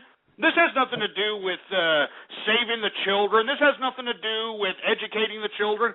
This has something to do with creating lifetime tenures for teachers, because they've been blessed with this for 40 or 50 years at this point in time, lifetime tenure.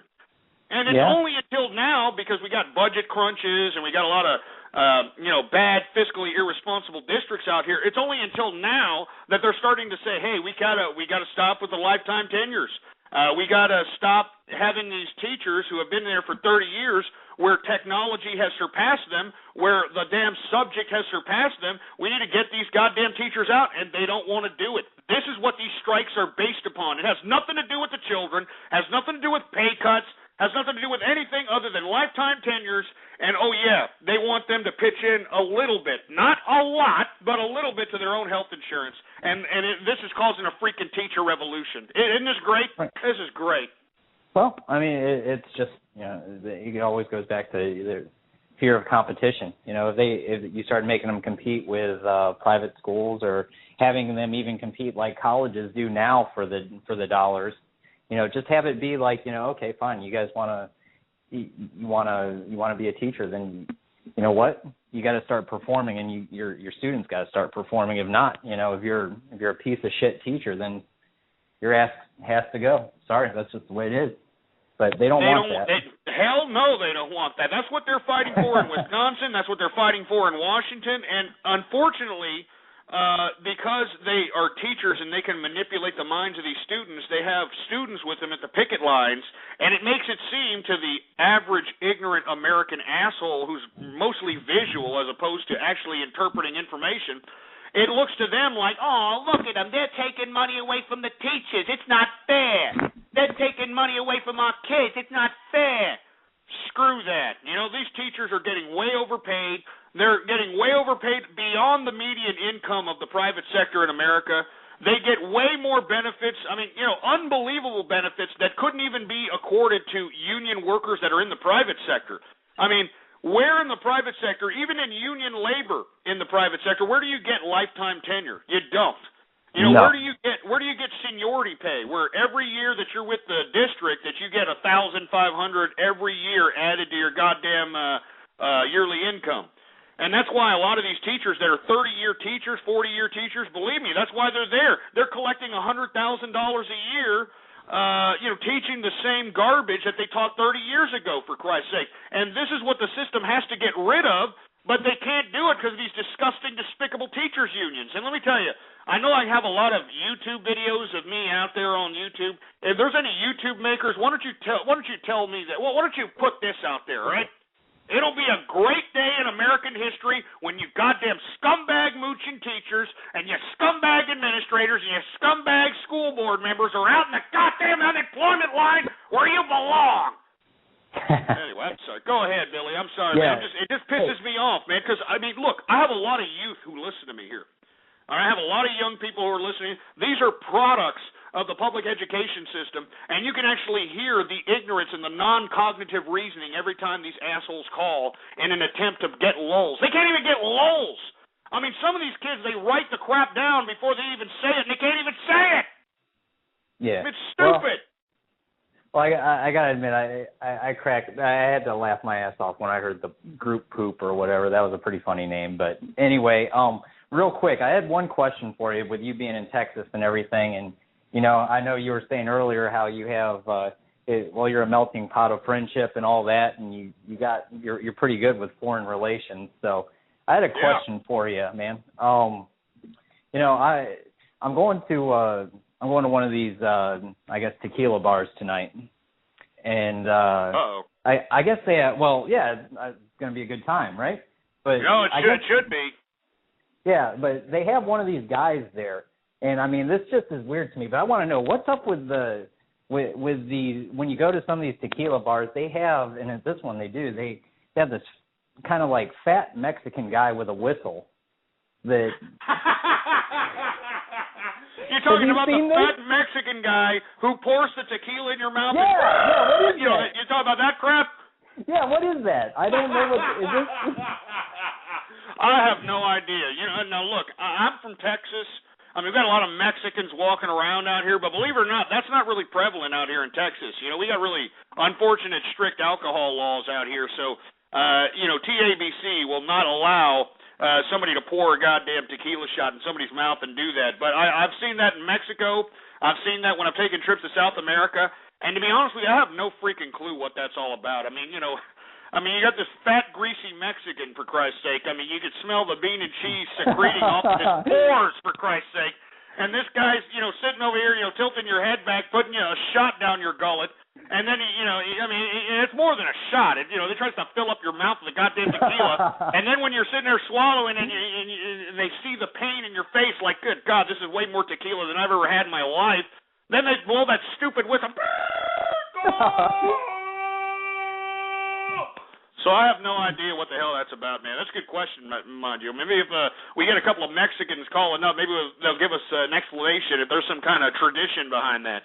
There you go. That's a good question. And outside of that, Ghost, have a great Baller Friday, and want to give a shout-out to the engineer.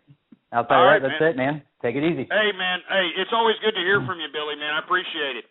You too, man. Take it easy. All right. Hey, that was Billy D. Williams, folks, an avid listener, an avid caller, and once again, a member of the Capitalist Army. And if you're not a member of the Capitalist Army, then I don't know what the hell you're doing. By God, we're looking for a few good men and women in the Capitalist Army. Do you understand what I'm saying? We're looking for a few good men and women in the Capitalist Army. So how you get there? www.capitalistarmy.com. All right, capitalistarmy.com. And let me tell you, you people that are actually going and trying to join, at least put something in your profile description, please, all right? I mean, seriously. I mean, put something in your profile, because I'm not going to accept your membership, all right? CapitalistArmy.com. Anyway, folks, man, we're getting way behind here, folks. I'm sorry. It's Baller Friday. We're going off keister here. We were talking about how Rick Perry was attending Fashion Week. We were talking a little bit about how the Tacoma teachers are striking for the fourth day. Let me continue going. I want to talk a little bit about the Gaddafi loyalists. Because according to the rebels, they supposedly had Gaddafi cornered in the last stronghold out there by Bani Walid and Shirti, Libya. And according to the rebels, they were going to go in there and try to raid this area in an attempt to try to get Gaddafi. Well, that's not what happened, all right? It looks like Muammar Gaddafi is putting up a decent last stand. He basically repelled the rebel attacks that were at that particular area in Libya, and believe it or not, the rebels are retreating. They're retreating, for Christ's sake. They're like, I got to get out, hit me, Allah. They're retreating, for Christ's sake.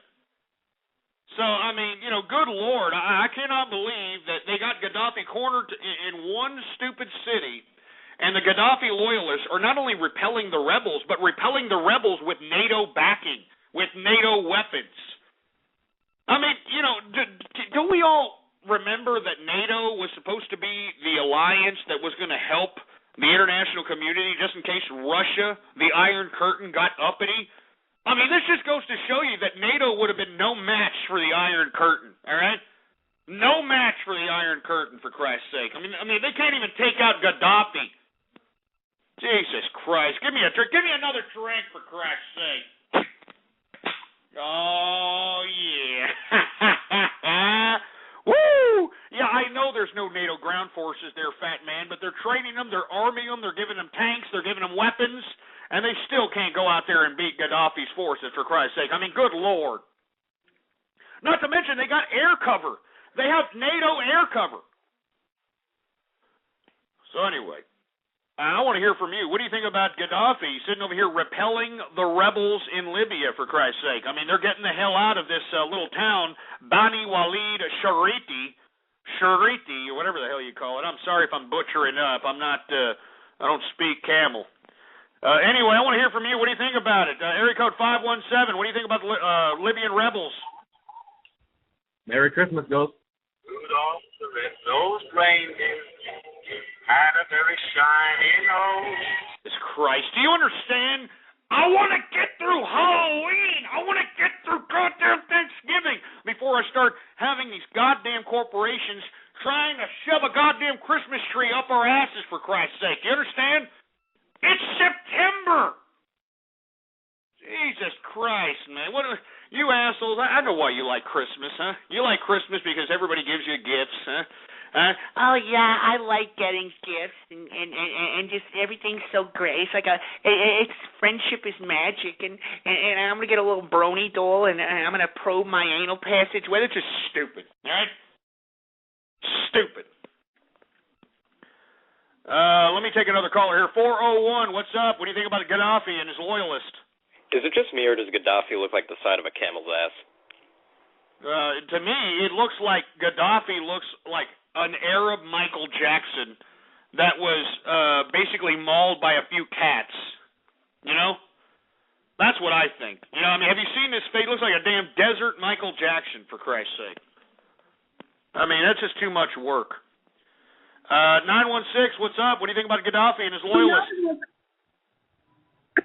Isn't there anyone who knows what Christmas is all about? Jesus Christ. I mean, what the hell is up with this Christmas theme? It's September! It's September! I don't want to think about Christmas, all right? I want to get through Halloween. I want to get through goddamn Thanksgiving, for Christ's sake, all right? I mean, the last thing I need to worry about is goddamn Christmas, all right? I mean, I don't want to think about it right now, for Christ's sake.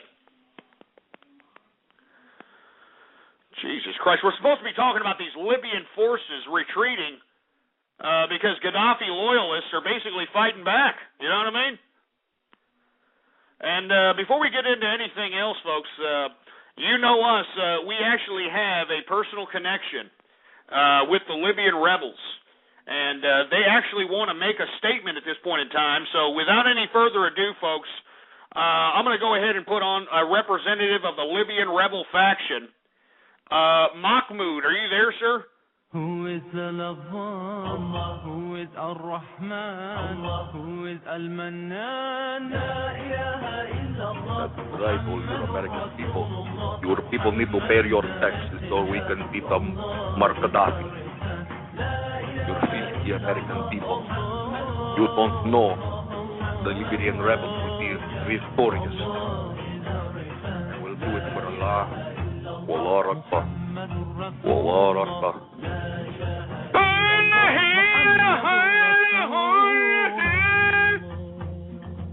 We will do this for Allah. And all you Americans right now, you get on your knees. You get on your knees and face Mecca. You face Mecca now. Get on your knees. Stop what you're doing. You get on your fucking knees and get on Mecca. You face Mecca now.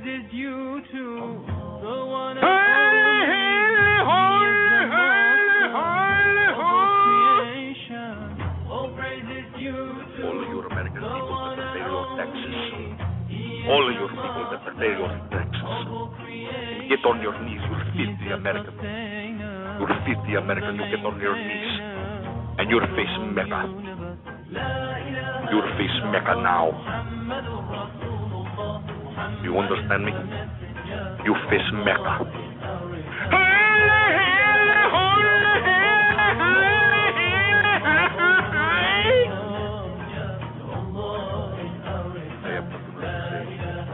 I am Mahmoud from the Libyan rebel faction. Wallah Akbar. Wallah Akbar. Wallah Akbar.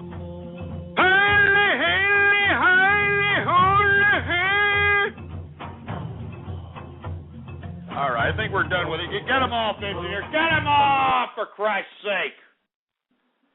As you can see, the Libyan rebel faction actually seems rather confident, as you can tell from Mahmoud's little rant there.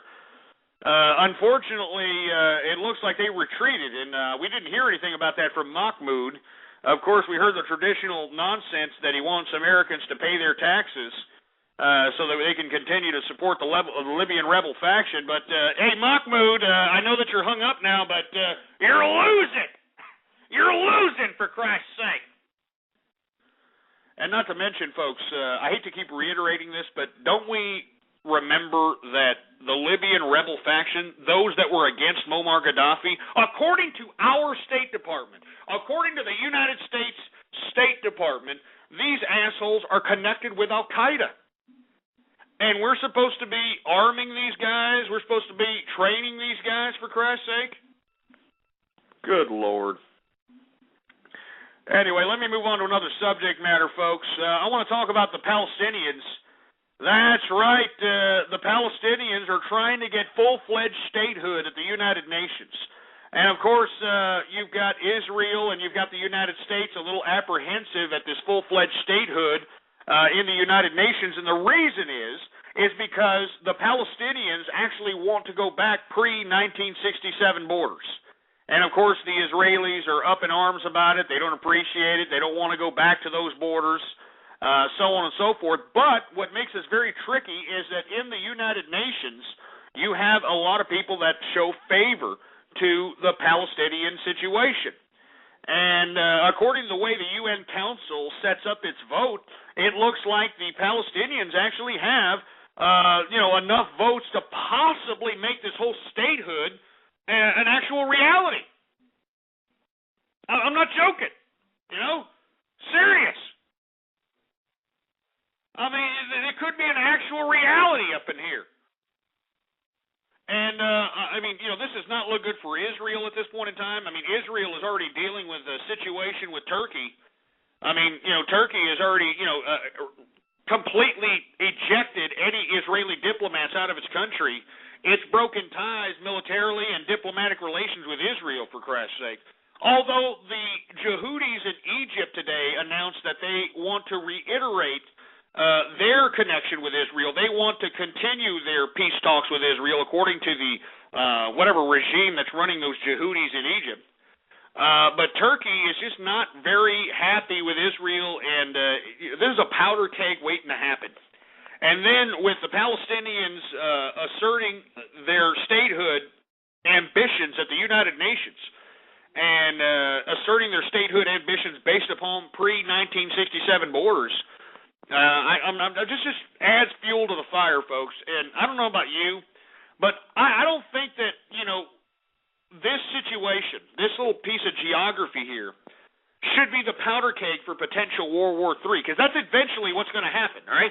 If this happens, and I have said time and time again that Israel, because they feel isolated within the region, moreover, Israel is having domestic unrest as it pertains to their own citizens. Like 3 weekends ago, we saw the Israelis take to the street of Jerusalem, of Tel Aviv, and all the major cities in Israel. Over 450,000 Israelis took to the street demanding from their government, quote-unquote, social justice, which is just another word for socialism. Do you understand what I'm saying? I mean, I cannot believe the Israelis The Israelis are calling for socialism, for Christ's sake. I mean, what's this world coming to? Good God. So, based upon all this that's happening in Israel, you know, the isolation within the region, the domestic unrest that they're having in Israel, in my personal opinion, I think that the Israeli government is going to implement a preemptive strike. Is going to implement a preemptive strike in the region, folks. And let me tell you, that may happen at any day. At any day whatsoever, for Christ's sake. I mean, there's just...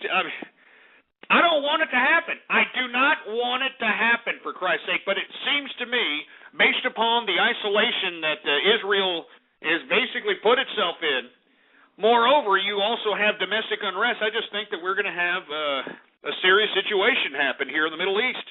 And I don't want to see it. I don't want to see it. Let's take a couple of callers here, see if anybody has anything to say about the Palestinian statehood situation. Area code 313, what's up? What do you think about Palestine?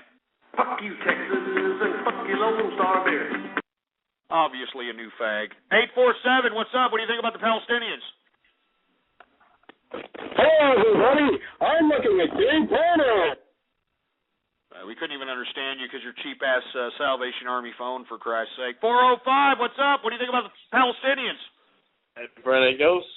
What's going on? What's going on? Not too much. I actually wanted to go back a few topics because I think you might think this story is pretty good. Go ahead, what's up? To the point where you were talking about the teachers.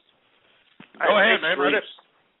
All right, I was in class the other day, and our teacher was like, yeah, we're going to have a quiz Thursday, so make sure you read this shit online or whatever. What did she ask you to read? Some kind of it's a chapter out of this thing called The Warrior in the Maze or shit. I don't even know. It's fucking stupid. That's how most teachers are like that, but go ahead. Fucking busy work. Yeah. So the fucking black kid, I'm not trying to get racial, I'm just saying, he was a black gentleman. And he goes, is that test going to be multiple choice? And I laugh a little bit to myself. And he has the nerve to look at me and act like I'm fucking retarded or something. Are you kidding me? Was he giving you one of the mean mugs? Yeah, he looked at me like, hey?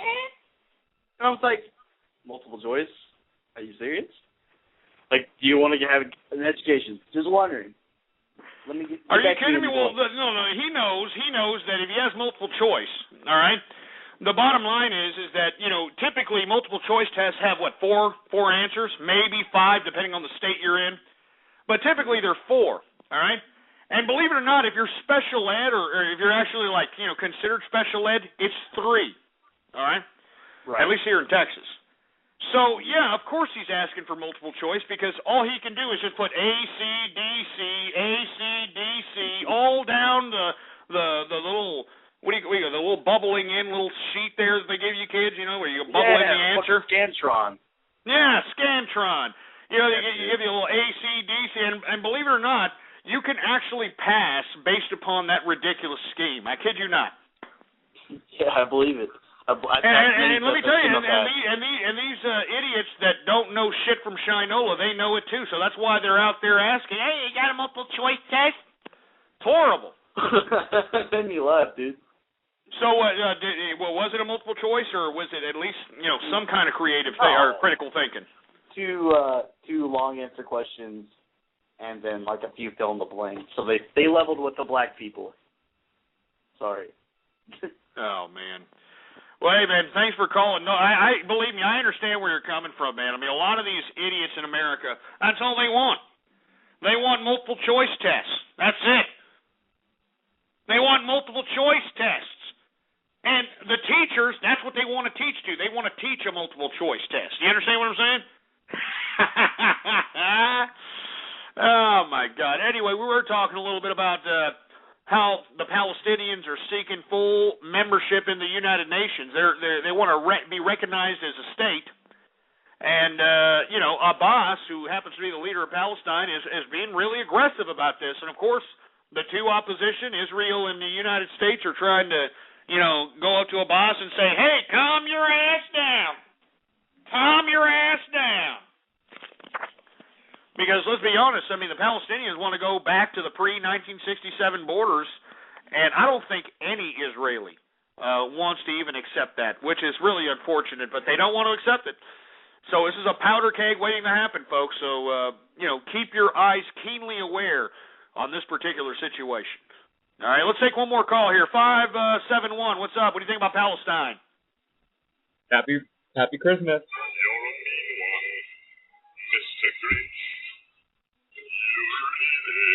Happy Christmas. Who the hell says Happy Christmas? Hey, 571, I know you're Mexican. Are you celebrating today's, Dias de Seis or whatever the hell it's called? He's too busy getting in the Christmas spirit, for Christ's sake. I mean, for all that don't know, this is one of two Independence Days. Believe it or not, Mexico has two Independence Days, all right? I kid you not. Today is the Mexican Independence Day from Spain.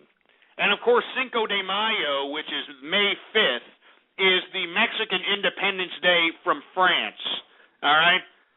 So, anyway, since it is, Mexican Independence Day today, one of two, I guess, before we get into anything else, I want to say that we are in the third and final hour of the True Capitalist radio broadcast.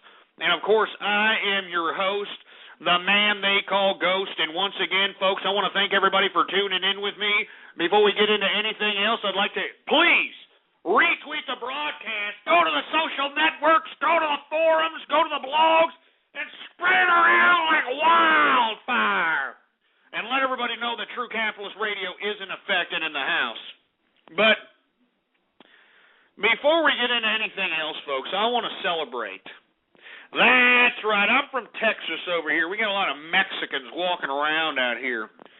So I feel like it's my duty to celebrate, what is it, Dias de Seis or something? I think that's how you say it. I'm sorry if I'm saying it wrong. But I think that it's, my duty to celebrate, Mexican Independence Day. And remember, folks, I am the king of Mexicans. You know what I'm saying? So let's just go ahead and celebrate Mexican Independence Day here for a minute, all right? Hey, engineer, do you got any Mexican music going on? All right, go ahead and put it on, engineer. Let's see if we got some kind of Mexican Independence Day type fever going on. Go ahead, engineer. See what we got. Oh, yeah. All right, everybody get in with me. Everybody. Arriba, arriba.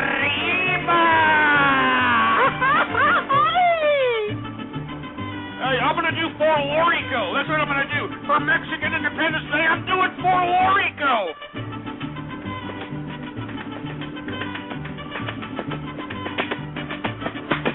Do you hear me stomping my feet? Do you hear me stomping?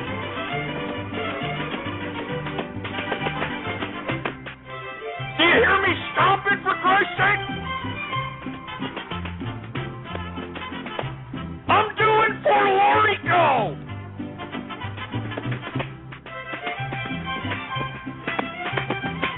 I'm doing For Lorico, yes! Mexican Independence Day, I'm doing For Lorico!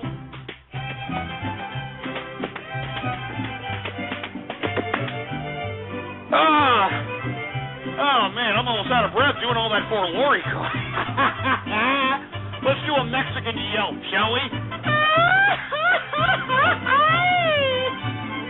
Oh man, Mexican Independence Day, baby. Mexican Independence Day is what it is today.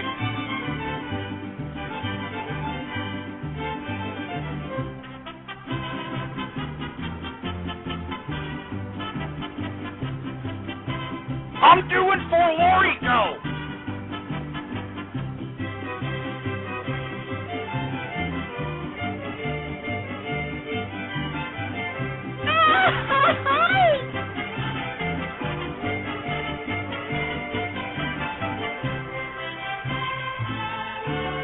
La cucaracha, baby, la cucaracha.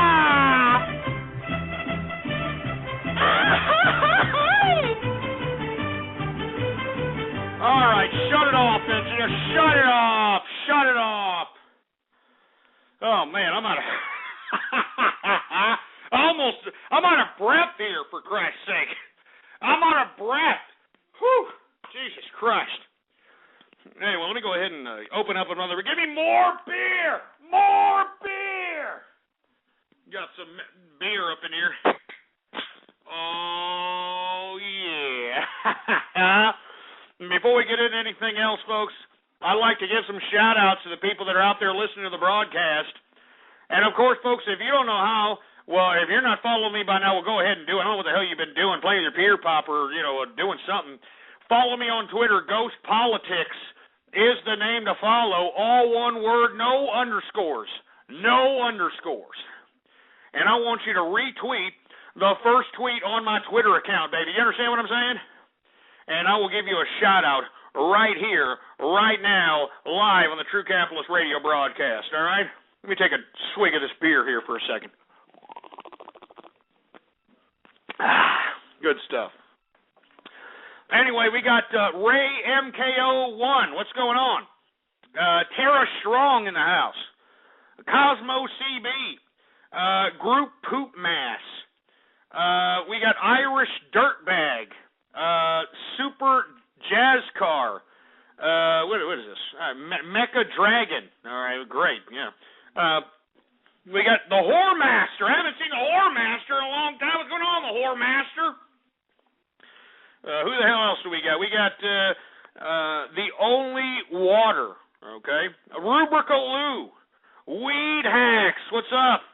Who else we got? We got GGC Tuck.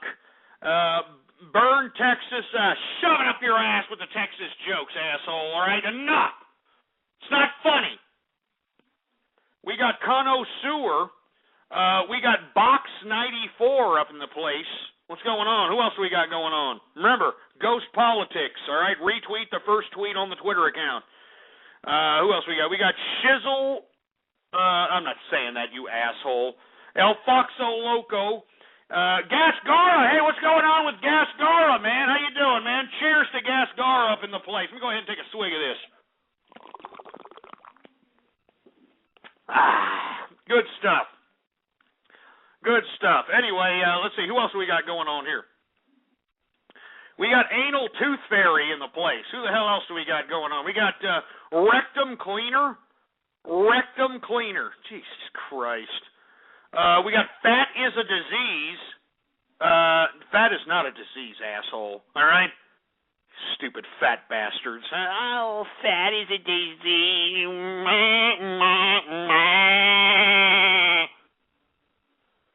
Be a freaking break.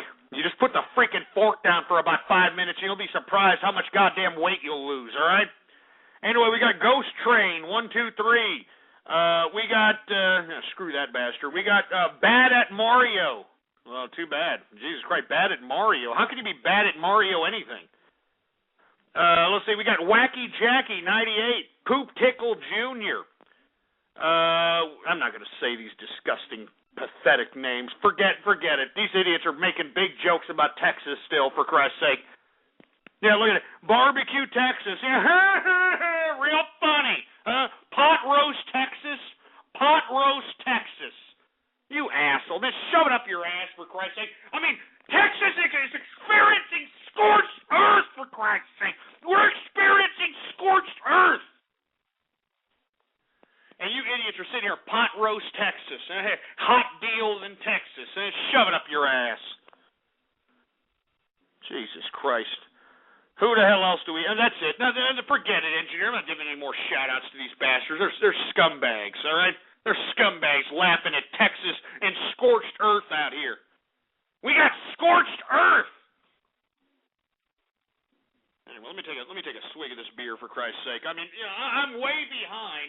I'm way behind schedule. It's Baller Friday here. I'm way behind schedule.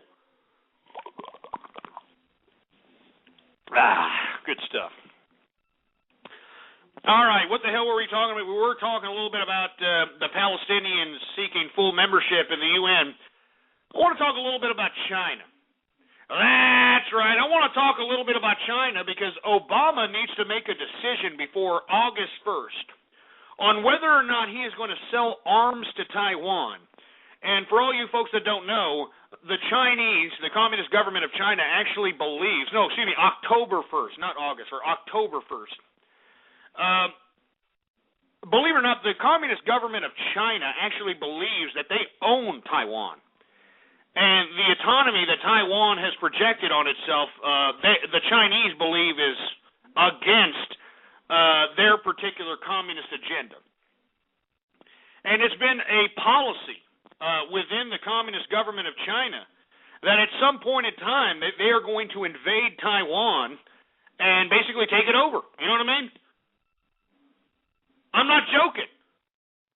I mean, they want to actually take over Taiwan. Now, what Obama is considering is actually sending arms or making a humongous arms deal with Taiwan so that Taiwan can actually have some American weapons if China decides to go in and raid the country. Now, Barack Obama has until October 1st to basically state whether or not he is going to, make this arms sale, or he's not going to make this arms sale. But it looks like it's going to be a go, and it's going to strain the relations between China and the United States. And I don't know how that's going to pan out, given the fact that China owns most of our debt. I mean, if they really wanted to be jerks, they could sell these goddamn bonds that they own on the world market and completely crash the bond market. I mean, we would have to be obligated for the debts. You know, we'd be like goddamn Greece, for Christ's sake. You understand? So it's a very precarious diplomatic situation that Barack Obama finds itself in. And, I really don't know what to say. I mean, this is a very precarious situation. I do believe that Taiwan should have its autonomy. I think that me personally, recognize Taiwan as an independent country. I think that they should have the right to be autonomous, and the Chinese need to get the hell out. You know, they need to stay out of Taiwan. All right? I know that I'm criticizing the Communist government of China, folks, and the unfortunate prerequisite of me criticizing the Communist government of China is for me to allow a representative of the Communist government of China to rebuttal any dissension that I actually conduct on this broadcast. Because, you see, Blog Talk Radio is broadcasted in China. You understand? I mean, they're broadcasted in China, so unfortunately I have to give a rebuttal by the Communist government of China, and if I don't, I'm not going to be broadcasted in China anymore, and I think that it's important. It's important for me to be broadcasted in China. So without any further ado, folks, Mr. Fortune Cookie, are you there, sir?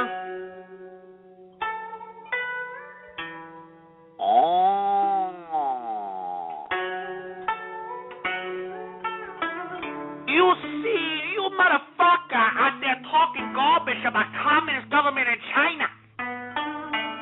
You need to understand, Ghost, that Taiwan is property of Communist government in China, motherfucker.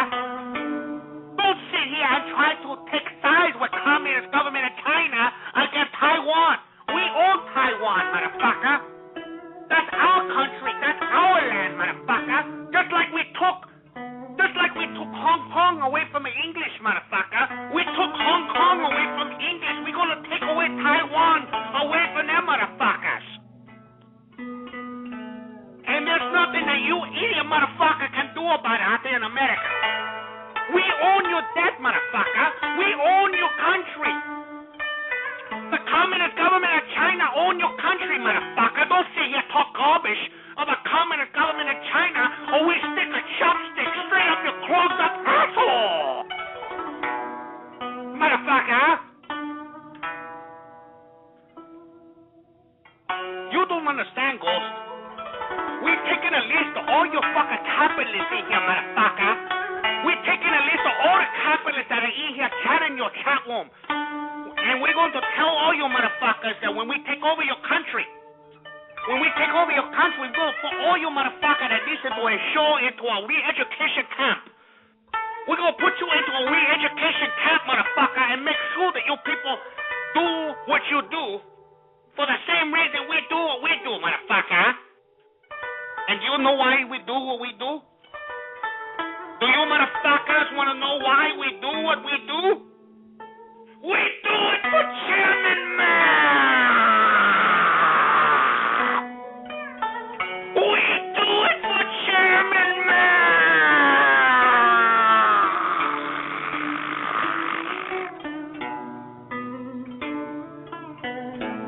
We do it for Chairman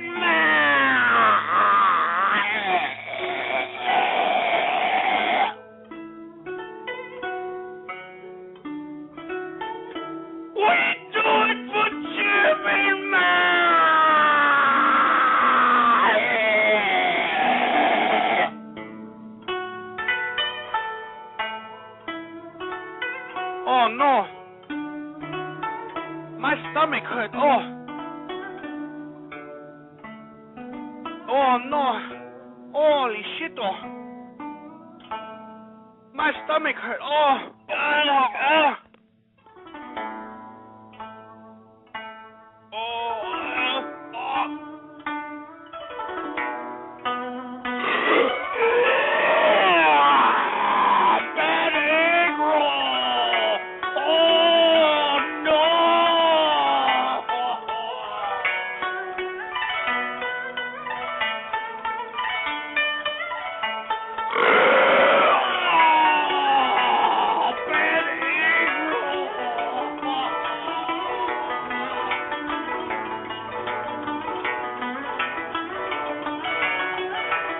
I have nothing left to say.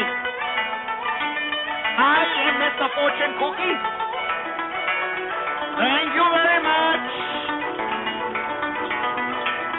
All right, get to see you. Get him off it here. Get him off, for Christ's sake. I mean, good God.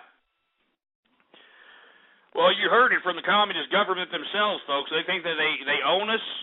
They think that we have no right to be selling any kind of arms to Taiwan. They think that they own our debt, that they can just kind of sit here and wave their fingers in our faces, for Christ's sake. It's disgraceful. And really, it's just disgraceful what's happening here. And you heard it right from the communist government's mouth.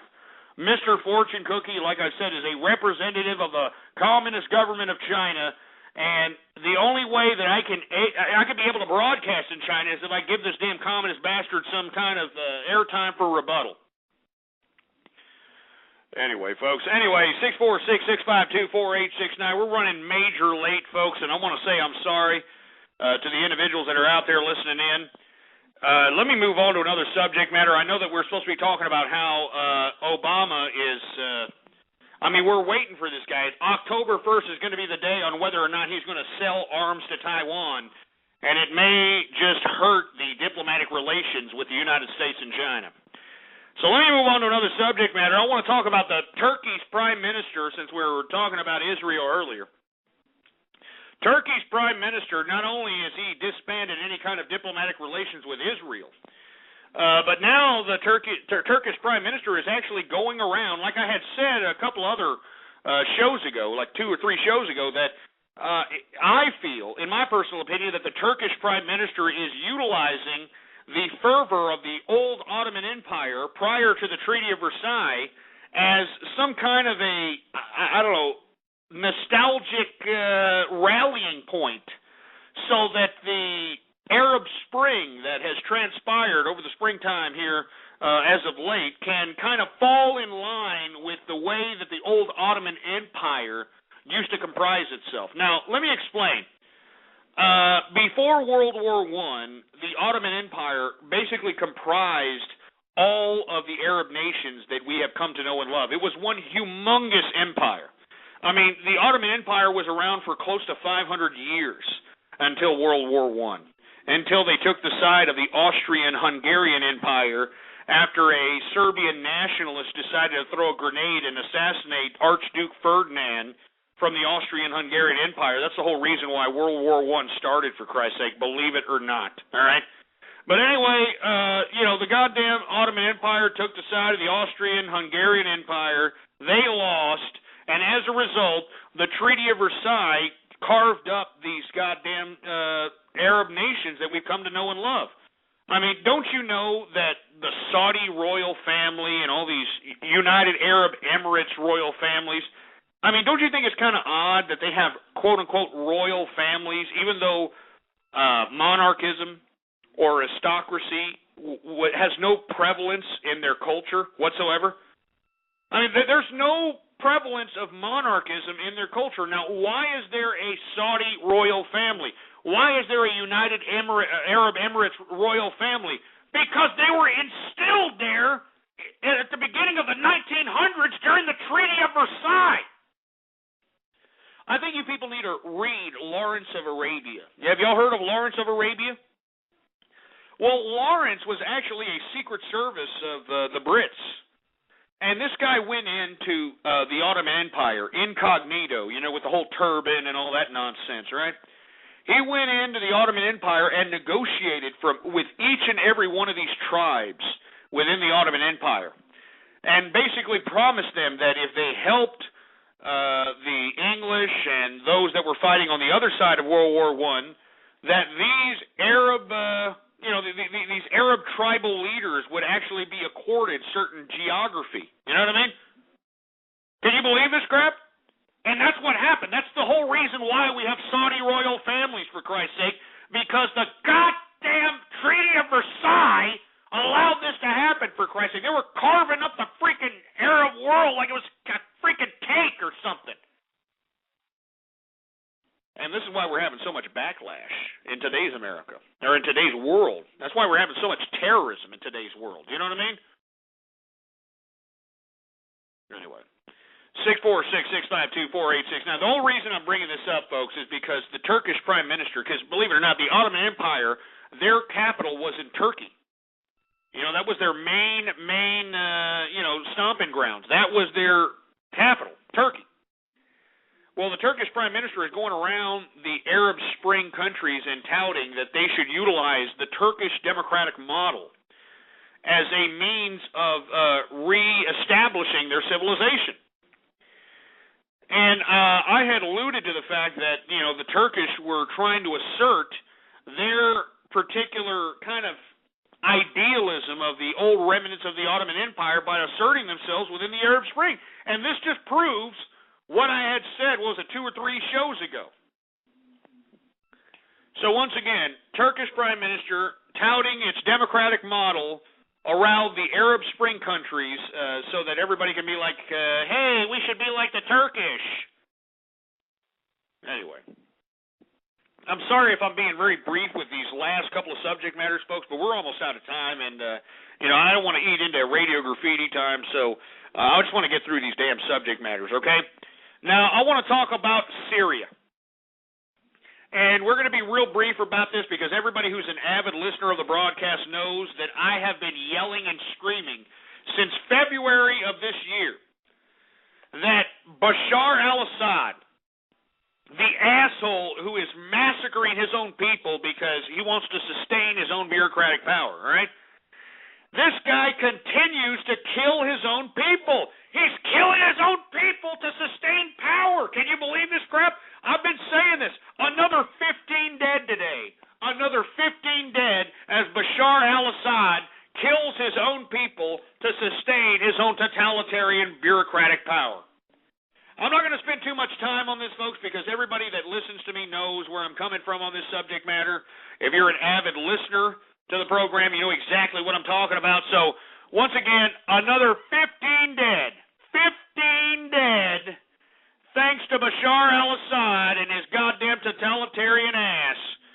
You understand? We don't need this crap. You understand? I've been calling for death to Bashar al-Assad, and that continues to need to be a sentiment within all of us that are within the internet community. You understand? Death to Bashar al-Assad! Death to Bashar al-Assad! Death to Bashar al-Assad! And that's all there is to it. And let me tell you something. Death to any other totalitarian leader that's killing people to sustain their own power. Do you understand what I'm saying? Death to Bashar al-Assad. Anyway, let me move on to another subject matter. Everybody pretty much knows my stance on Syria. I want to talk about, some other things. All right. Now, I don't know if y'all read this, in the wherever you view your news information.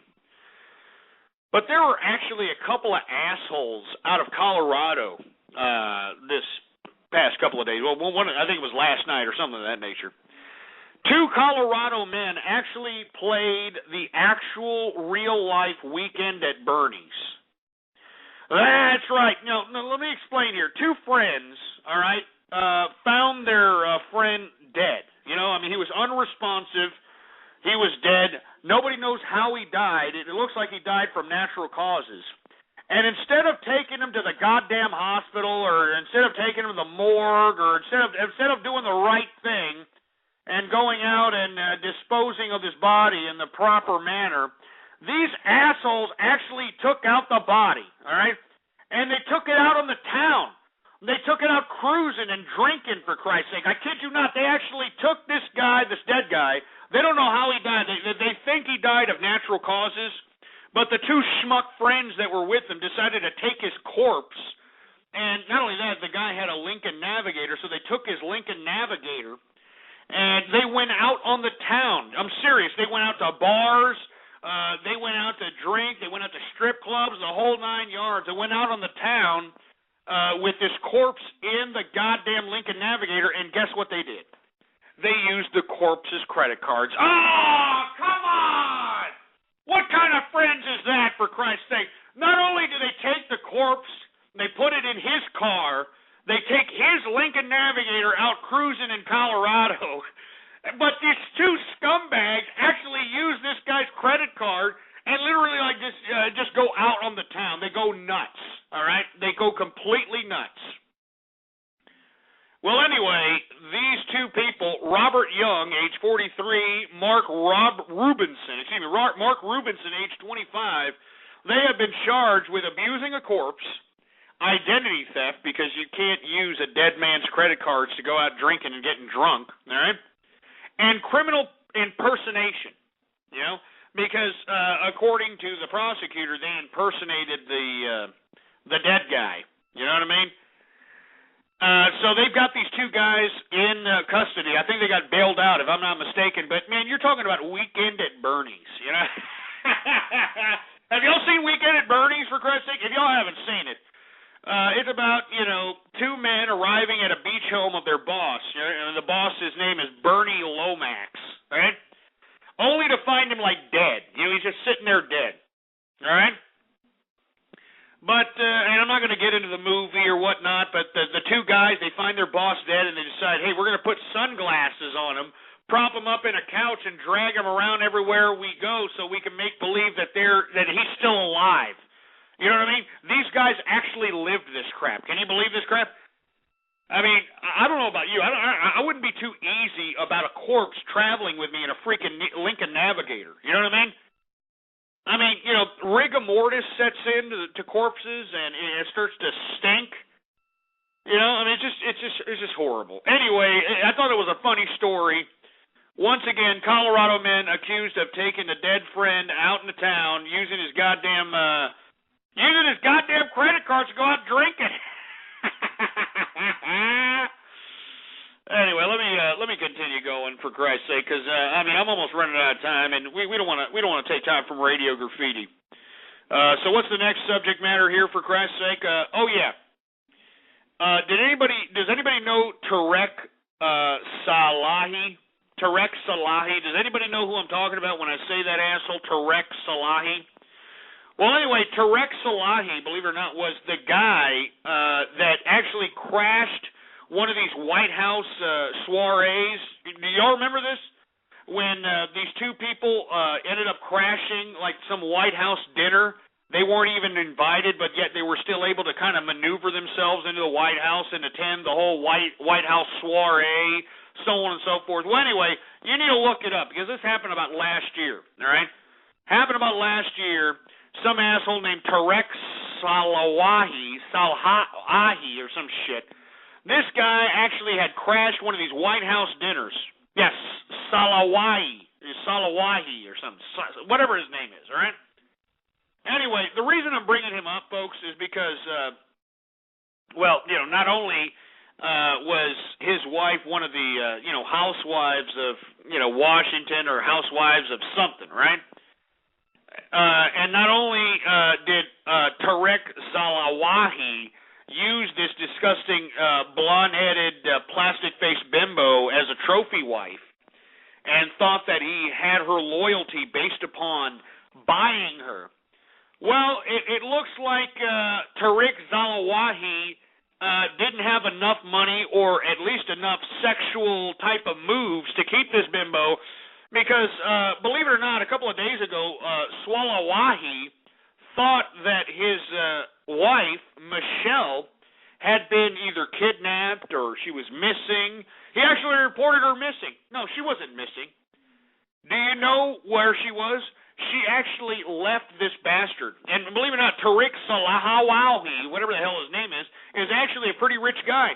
But you know what? She left him. That's what happened. She actually left him for the guy, the guitarist from Journey. The guitarist from Journey. Don't stop believing. Every man, don't stop believing. I'm not joking, man. I mean, he actually thought that she was missing, that she had gotten kidnapped or something of that nature, man. She ran off with the guitarist from Journey, all right? And not only that, she actually put out a video, saying, hey, we're fine, I'm right here. She has the dude from Journey right next to her. If you haven't looked at this is just funny. It's just something to, get some lulz at, for Christ's sake. All right, I mean, I'm serious. She actually put out a video and said, hey, I'm just fine. I'm over here hopping on this Johnson with the guitarist from Journey. Thank you. And this Tariq Salawahi just went completely ballistic.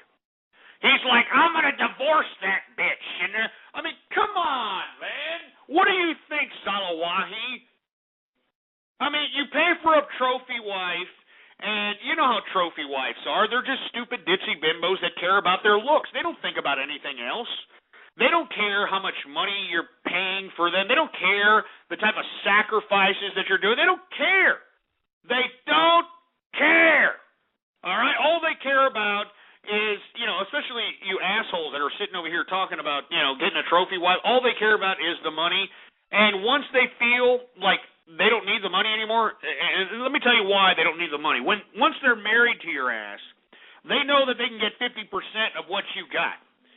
So this bitch decided, hey, I'm going to go hop on the Johnson of this old 80s used-up prostate-infected asshole in Journey and, live this kind of rock star life, for Christ's sake, and I'm going to take this asshole for 50% of what he's worth. And that's what's going to happen, because even though this asshole got cheated, even though this bitch basically ran off with the Journey guitarist, he still has to give 50% of what he earns, for Christ's sake. So once again, it just goes to show you, for all you rich bastards that are out there trying to buy trophy wives, not worth it, all right? Not worth it. Let me tell you something. My wife, all right, my wife would follow me into hell. She would. My wife would follow me into hell. That's the kind of wife, that's the kind of partner that you need to have. Do you understand what I'm saying? That's all I'm saying. Anyway, let me move on to another subject matter, and then we're going to get to radio graffiti in just a second. Did anybody hear about this? That I'm sorry, it's kind of funny. I guess it shouldn't be funny, but it is, all right? Anyway, out of South Africa, all right, the government of South Africa has blocked the government from buying 11 million condoms from China. Now, why did they block 11 million condoms being bought from China? Because they're too small. The Chinese condoms are too small for Zulu warrior black snake, for Christ's sake. This is not a joke. This is for real. This is a real story, for Christ's sake. The condoms are too small for the Zulu warriors out there. I kid you not, for Christ's sake. So they are rejecting 11 million condoms made for by the goddamn Chinese. It's disgusting. It's horrible. But I don't know. Between you and me, I mean, have y'all seen an Oriental pornography flick? I mean, we're all adults here, or at least most of us are. Have y'all seen a goddamn Oriental pornography flick, for Christ's sake? I mean, you couldn't have guesstimated that. I mean, come on, man. I mean, these guys out there in China, I mean, they're not really packing that much meat, all right? I mean, literally. I mean, they're lucky they have a 4.5, you know what I mean? I mean, with the Oriental brethren across the pond over there, it's not about how long it is, it's about how thick it is, you know what I'm saying?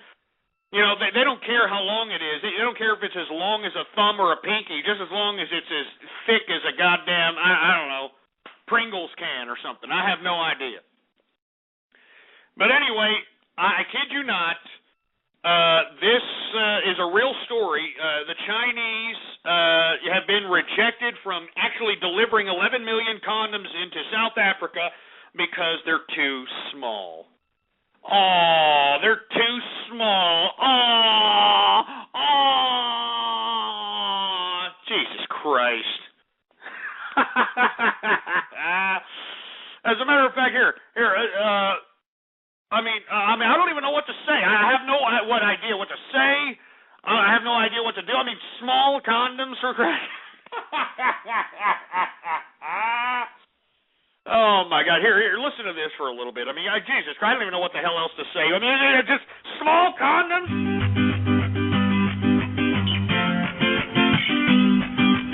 Your mom's a horse. Your mom's a horse. She sucks cocks at the dollar store. Your mom's a skank. Your mom's a skank. She licked my balls and gave me a yank. Your mom's a trick. Your mom's a trick. She eats vaginas and she swallows dicks. Your mom's a coos. Your mom's a goose. She fucks the Muslims and sucks the... All right, shut it off. All right, that's enough. All right, that's enough. Anyway, the only reason I put that on is I just don't even know what to say. I have no idea what the hell to say. I mean, condoms too small, huh? I mean, what would Chairman Mao say? What would Chairman Mao say if the Africans told Chairman Mao, your condoms are too small? Get it away, get it away, get it away. I mean, what do you think that goddamn Chairman Mao would be saying? He'd probably invade Africa, for heaven's sake. Anyway, 646-652-4869. Hey, what am I doing? All right, it's already about that time, baby. It's Baller Friday. It's about that time. And you know what time it is? It's everybody's favorite time of the broadcast, and I'm talking about Radio Graffiti. And, of course, folks, if you want to participate in Radio Graffiti, it's very simple. All you have to do is give me a call right now, 646-652-4869. And when I call your area code or your Skype name, you've got 3 to 4 seconds to say whatever it is that you want to say that's on your mind right here, right now. Do you understand what I'm saying? So go ahead and put your calls in. Make sure you know what you're going to say before you say it. We got a lot of ass clowns who call up and act like a bunch of deaf mutes and Helen Kellers, and they don't say a goddamn thing. It's about time for you, when I call your goddamn area code, when I call your goddamn Skype name, say something.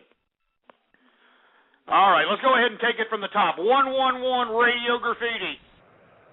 Ghost, I can hear this. I can feel the heat from Texas here in Oklahoma. Yeah, well, good for you. Ghost Train, Radio Graffiti. Happy Baller Friday. What's going on, man? Happy Baller Friday. The Rock, Radio Graffiti. And I hate to keep beating my son here, but... Shut up, you asshole. Tara Strong, Radio Graffiti. You are so racist. I'm not racist, asshole. Golden Grudron, Radio Graffiti. How do we sleep while Texas is burning? Stupid asshole. Collateral Damage, Radio Graffiti. Paragliding with your son? You're a gay dude. Learn English, asshole. 215, Radio Graffiti. Now you're playing with your Peter Popper, for Christ's sake. Where's another one? We got Red Tiger, Radio Graffiti. Yeah, Ghost, I'd like to know your opinion on Native Americans, since you seem to have one on every other race. Well, I really don't have an opinion on them. They got reservations. They got casinos. I mean, what am I supposed to say about them? You know what I'm saying? I mean, they got their stuff. I mean, what do you want me to say? I mean, give me a break. I mean, let's be honest. I know there's a lot of people in here that want to sit over here and say, "Oh, this isn't your country, Ghost. This isn't your country. This is the Native Americans' country." No, it's not. All right? I mean, where do you think that you get the term Indian giver? You know what I mean? I mean, you know, the Iroquois, you know, Captain John Smith came to Chesapeake, all right? They negotiated with the Iroquois. That's where the whole goddamn Pocahontas thing comes from. Then when the Iroquois started looking at their domestication processes of farming and livestock, they just started to say, no, we want to take back that land. We think that you guys are getting too big for your own good, and that's what happened. All right? I mean, let's be honest. I mean, you know, I don't know. I mean, you see, people are already calling me a racist here. I mean, let's be honest. If we would have just kept it the way the Native Americans had it, I mean, we'd be all living in teepees right now. We'd have to go to a medicine man if one of us got gonorrhea or the clap or something. You know what I mean? I mean, you know, we'd have to do rain dance. I'd have to do a rain dance here to get rain in Texas. Hi-ya, hi-ya, hula, hey-ya, hey-ya, hey-ya, hey-ya, hey-ya, hey-ya. I mean, seriously, I'd have to go up to Chief Slapahoe. I'd have to go up to Chief Slapahoe to get any kind of permission to do anything within the tribe, for Christ's sake. You know what I mean? Not to mention that we'd be all drunked up on fire water. So anyway, I mean, look, I mean, I like Native Americans. It's great. You know, they got a good peyote pipe. You know, they got good casinos, but that's about it. All right? Anyway, who else we got? 408, what's up, Radio Graffiti? Hey, happy Baller Friday, Ghost. I hope you have a good weekend, too. Hey, man, what's going on? It's Goofy Bone, everybody. Just give her a bone. Hey, how's it going, man? It's good to hear from you, bro. Oh, man, I'm just drinking it up. It's Baller Friday. I'm having a good old day, Ghost. I don't know about you. I'm capitalizing off silver now. You know what I mean? That's what I'm talking about, man. I mean, silver is going to have a short-term spike here within the next 3 to 4 months, and I guarantee you we're going to see $50, possibly plus, a troy ounce of silver, man. So good for you, man. And I've been bottom feeding off this one. I told you about it, and you told me it's a yay or a nay. It's SLV, the stock SLV. Yeah. It hit the tank, within 6 months, but I mean it's climbing right back. I mean, shit, I bought it at $32. I mean, and now it's at $42. So there's $10 on each stock I got. So that's money, Ghost. That's what I'm talking about, man. Man, keep capitalizing, baby. You know, fucking Goofy Bone. I mean, even Goofy Bone's capitalizing, baby. I know there's a lot of haters for Goofy Bone up in here, but man, even this man's capitalizing. As a matter of fact, hey, engineer, since we got a lot of assholes sitting here flapping their fat Cheeto-stained fingers on the keyboard talking garbage to me, let's go ahead and throw on Goofy Bone's hit off of his new album that came out on 9/10/11, Illegal Mexican. Let's go ahead and give it to her. Give her a bone, baby. Just give her a bone. Go ahead and put it on, engineer. Let's see this here. They love it. Sorry. They love it. You know what? This is so fucking hot. You're turning me on. I've always wanted to fuck you. And here's my chance. Baby girl, you must understand, I could never be your man. I'm just here to be your bone, giving you something to moan, hoping that you like it thick. Trust me, baby, I'll bust them lips, getting you nasty, ready to dance. At the end, I wanna be in your pants. Back at my pad, you sing it slow. Positions are nice where you don't wanna go to. Strangers that are getting freaky. I feel like a plumber fixing this leaky. Put it in the hole like Tiger Woods. Watching this girl just feels so good. She's falling in love, but I think it's too quick. Cause I'm not a boyfriend, I'm just her.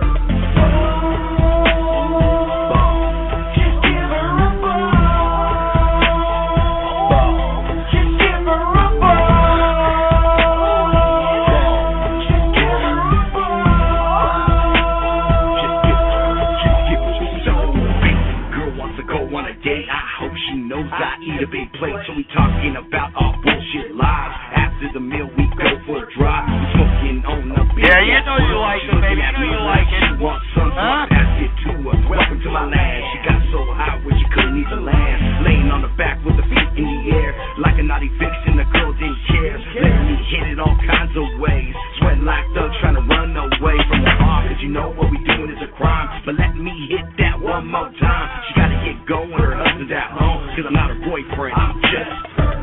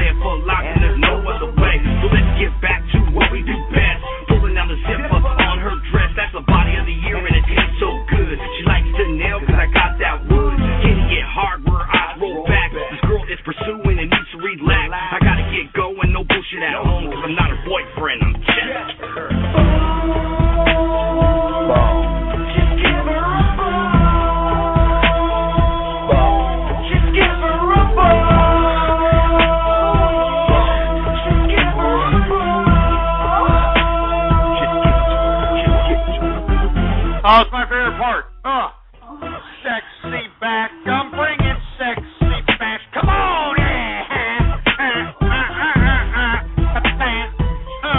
Look at everybody's dancing. They're dancing out here.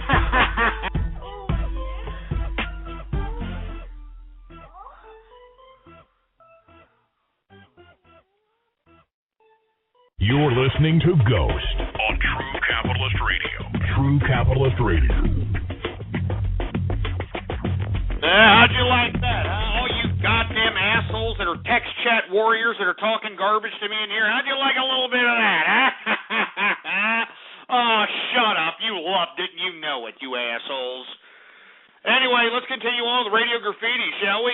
Who else we got? We got Swords McSwords, Radio Graffiti. The school of the undefeated in the East. The winds of the king.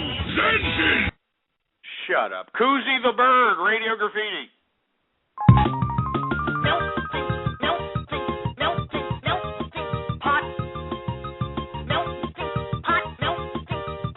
Assholes. Here we go again with these goddamn remixes, man. I mean, how many remixes are there out? I mean, how many of them, man? Jesus Christ, man. Discard Skype, Radio Graffiti. You have any black people within the vicinity, hang them all up. Moreover, why don't you join the KKK? It doesn't sound like me, asshole. Do a better splicing job than that. El Foxo Loco, what's up, Radio Graffiti?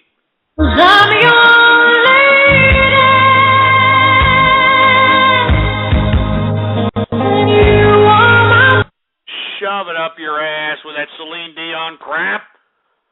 401 Radio Graffiti. Yeah, I bang out fucking 8-year-old girls. Yeah, I bang out fucking 8-year-old girls. Yeah, I bang out fucking 8-year-old girls. Yeah. Oh my God, you sick son of a bitch. 409 Radio Graffiti. Hello, Ghost. I have a question. I don't care what your question is. We're doing Radio Graffiti there, foreigner. 508 Radio Graffiti. Hey, Ghost, you suck it off a hooker's ass. It took you a long time to say that, too, there, you little fruit bowl bastard. Jesus Christ. I mean, your dad should be kicked in the balls for providing some fruity-ass crap like you into this world. You know that, 508?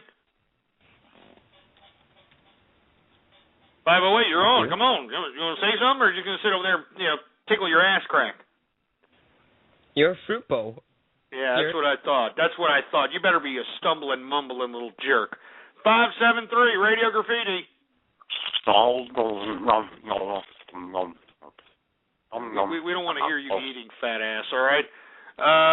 614, Radio Graffiti. I had an affair with Rick Perry in 04. Oh, my. Is this that asshole in the tub again? Always for you, Ghost. Always. Sick son of a bitch. 425, Radio Graffiti.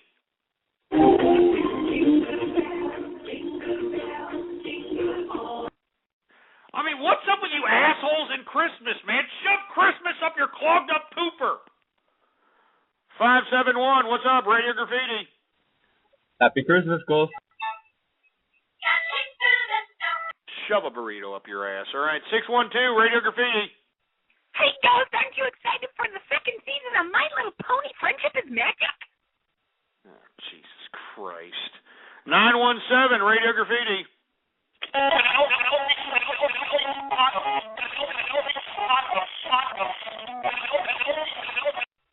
Jesus Christ. 563, Radio Graffiti. Ghost, let me show everybody get ready for season 2, baby. Now shove it up your ass for season 2, all right? Shove it up your clogged up feminine pooper. 848, Radio Graffiti. Texas shell burn for real. Okay, 417, Radio Graffiti. Do you hate Christmas because you're Jewish? I'm not goddamn Jewish. I am not a Jew. I don't know how many times I'm going to say that to you, idiot. I am not a Jew. I'm not a Jew. Assholes. 347, Radio Graffiti. Hi, Ghost. I'd like to thank you for your show. I listen to your show all the time, and it gave me plenty of material to make lots of remixes, such as the Drift. Yeah, well, it sounds like you need to do remixes, because that's the only thing that's going to get you laid, Fruit Bowl. 305, Radio Graffiti. playing with the Peter Popper. Who else? 405, Radio Graffiti. Hey, Ghost. Judging by your vernacular, nah, I can't troll you. Well, you can't because you're an idiot. 603, Radio Graffiti. Yep, another deaf mute for Christ's sake. Christopher Reeve, Radio Graffiti. Judging by your vernacular, you sound like a Jewish midget. Judging by your name, it looks like you can't stand tall, huh? 619, Radio Graffiti.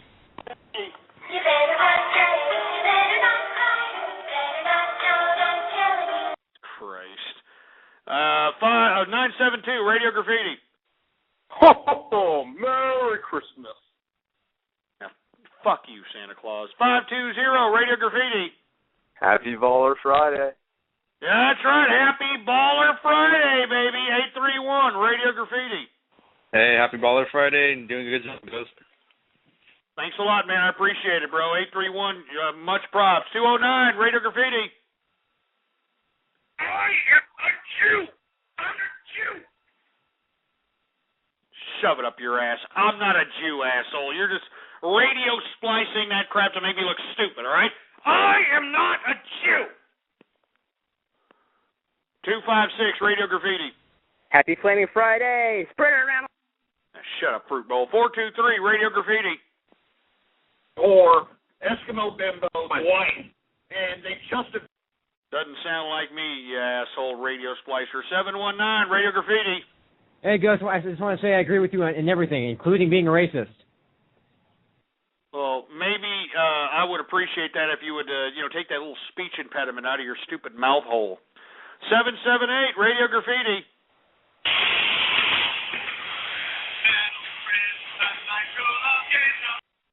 Stupid idiot. 405, what's up? Radio Graffiti. 508, Radio Graffiti. Ghost, you're such a bigger man than all the trolls and shit. They can go into the military, you pussy.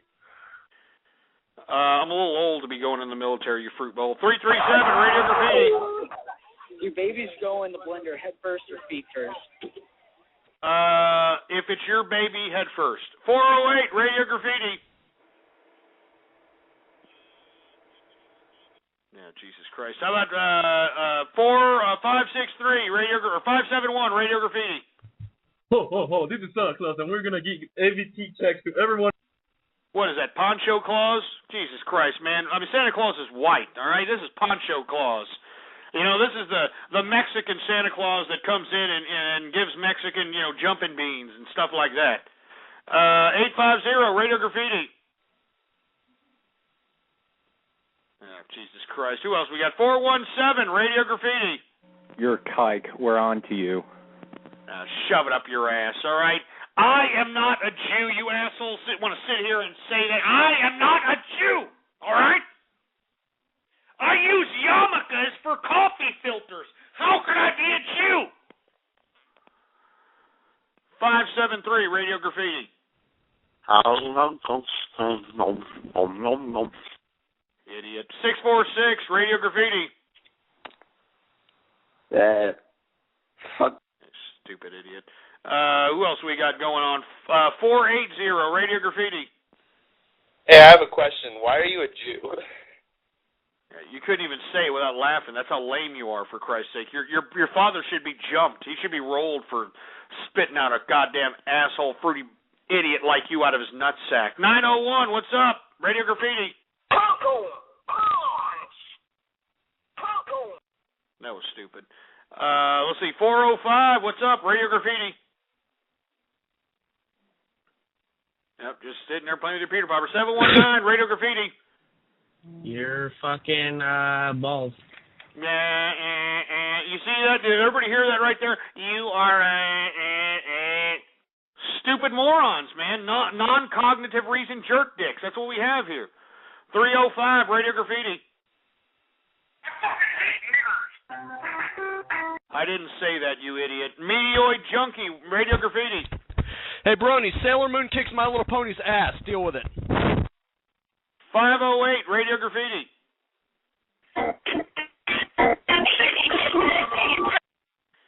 201, Radio Graffiti. Stop being a racist Jewish kike! Shove it up your ass. All right, first of all, I'm a melting pot of friendship, and secondly, I'm not a Jew. 563, Radio Graffiti. Give us a hot duke, and I love it when you do it. 409, Radio Graffiti. Why did you call me a foreigner? I am Texan, asshole. Shut up. You're not Texan. You're a foreign piece of trash. Let's see. 914, Radio Graffiti. I saw the word you before you. Shut up. You got bean and cheese? 404, Radio Graffiti. Hey, Ghost, I was thinking about the Columbine. I was wondering how they only got 13 kills. Probably because... 780, Radio Graffiti. I happen to have a whole bunch of friends that group poop. Shut up. Enough of you group poop assholes. Are you kidding me? I mean, why don't you take about 10 steps away from my freaking butt crack with all that group poop nonsense? You excrement fetish freak shows? I mean, good Lord. I mean, that's about it. That's enough. It's enough. All right, I'm going to give some shout-outs out here. And once again, the shout-outs may go over time. We may go over time here, and we may end the broadcast, but as long as you are in the chat room, you will get a shout-out. All right? So let's go ahead and let's start from the top. We got My First Name, LOL. We got Ghost You Are. We got Really Dumb. We got Lone Star, Texas, BBQ, Bacon, Texas. Shove it up your ass, you asshole. Dr. Herpenstein, Newt Gingrich, Alamo in Ashes. Fuck you, asshole, all right? Blazing Lone Such. Man, enough of the Texas goddamn stupid dumb names already. Enough. Jesus Christ. I'm not going to say that one. I'm not going to say the other one. I'm not going to say that one either. We got Rectum Cleaner. We got Senor Klopp. Texas Bonfire. Shove it up your ass. Racial Slur. Spermy the Atom. Who else we got? We got Texas Inferno. Shove it up your ass. All right? All you idiots, man. I mean, Texas has got scorched earth out here. How the hell can you sit over there and make jokes about Texas, for Christ's sake? Jesus Christ. We got Dr. Richtofen. Engineer is Asian. We got Fart Dog. Ghost Heart Attack LOL. Yeah, shove it up your ass. We got Gong Ying Lee. I'm not going to say that. I love Rainbow Dash. Rainbow Dash sucks, all right? What do we got? We got Poop Tickler Jr., Spermy the Texan, Urine Caresser. I mean, Jesus Christ. Some asshole named Ghost stole my EBT. You can't read something.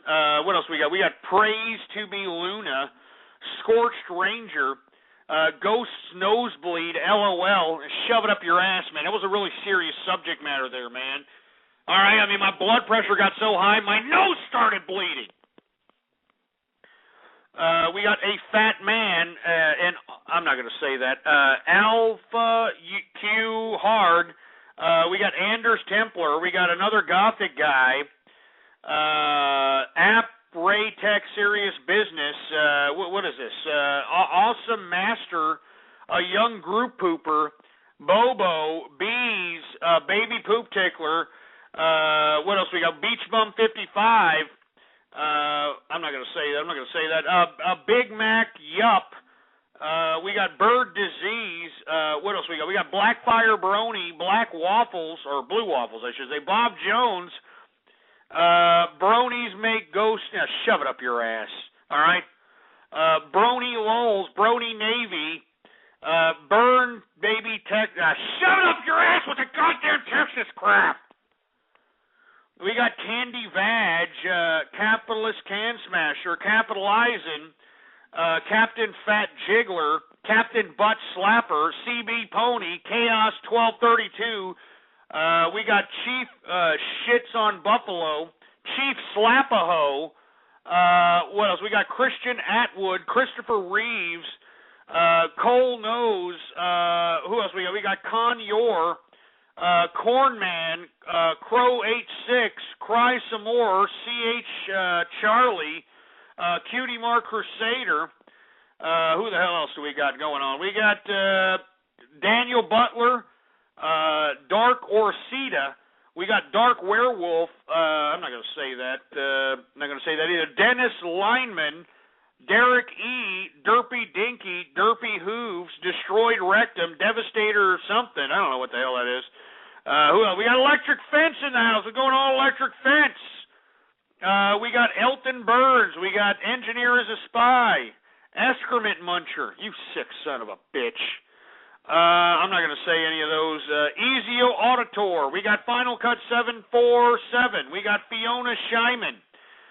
Fire Roasted Texas. Shove it up your ass. Flaming Texas Chops. Fluttershy. Flubber. Fluffy. Fluttershy Friday. Fluttershy is cute. You sick sons of bitches, for Christ's sake. Who the hell else we got? We got Gasgara. What's going on to Gasgara? Some asshole named Ghetto Ghost is shoving it. Kick Ghetto Ghost ass out of here. Get him out. Get him out of here. Get him out now. I ain't going to sit over here and allow this idiot to sit over here and sit here. Get him out. Asshole.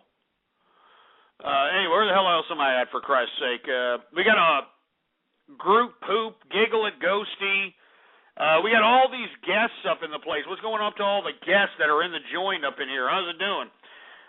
We got Har Urian, Hat Tricks, Holden, McGroing, Honky the Bear, Hoovesen the Brony, Hump a Harder.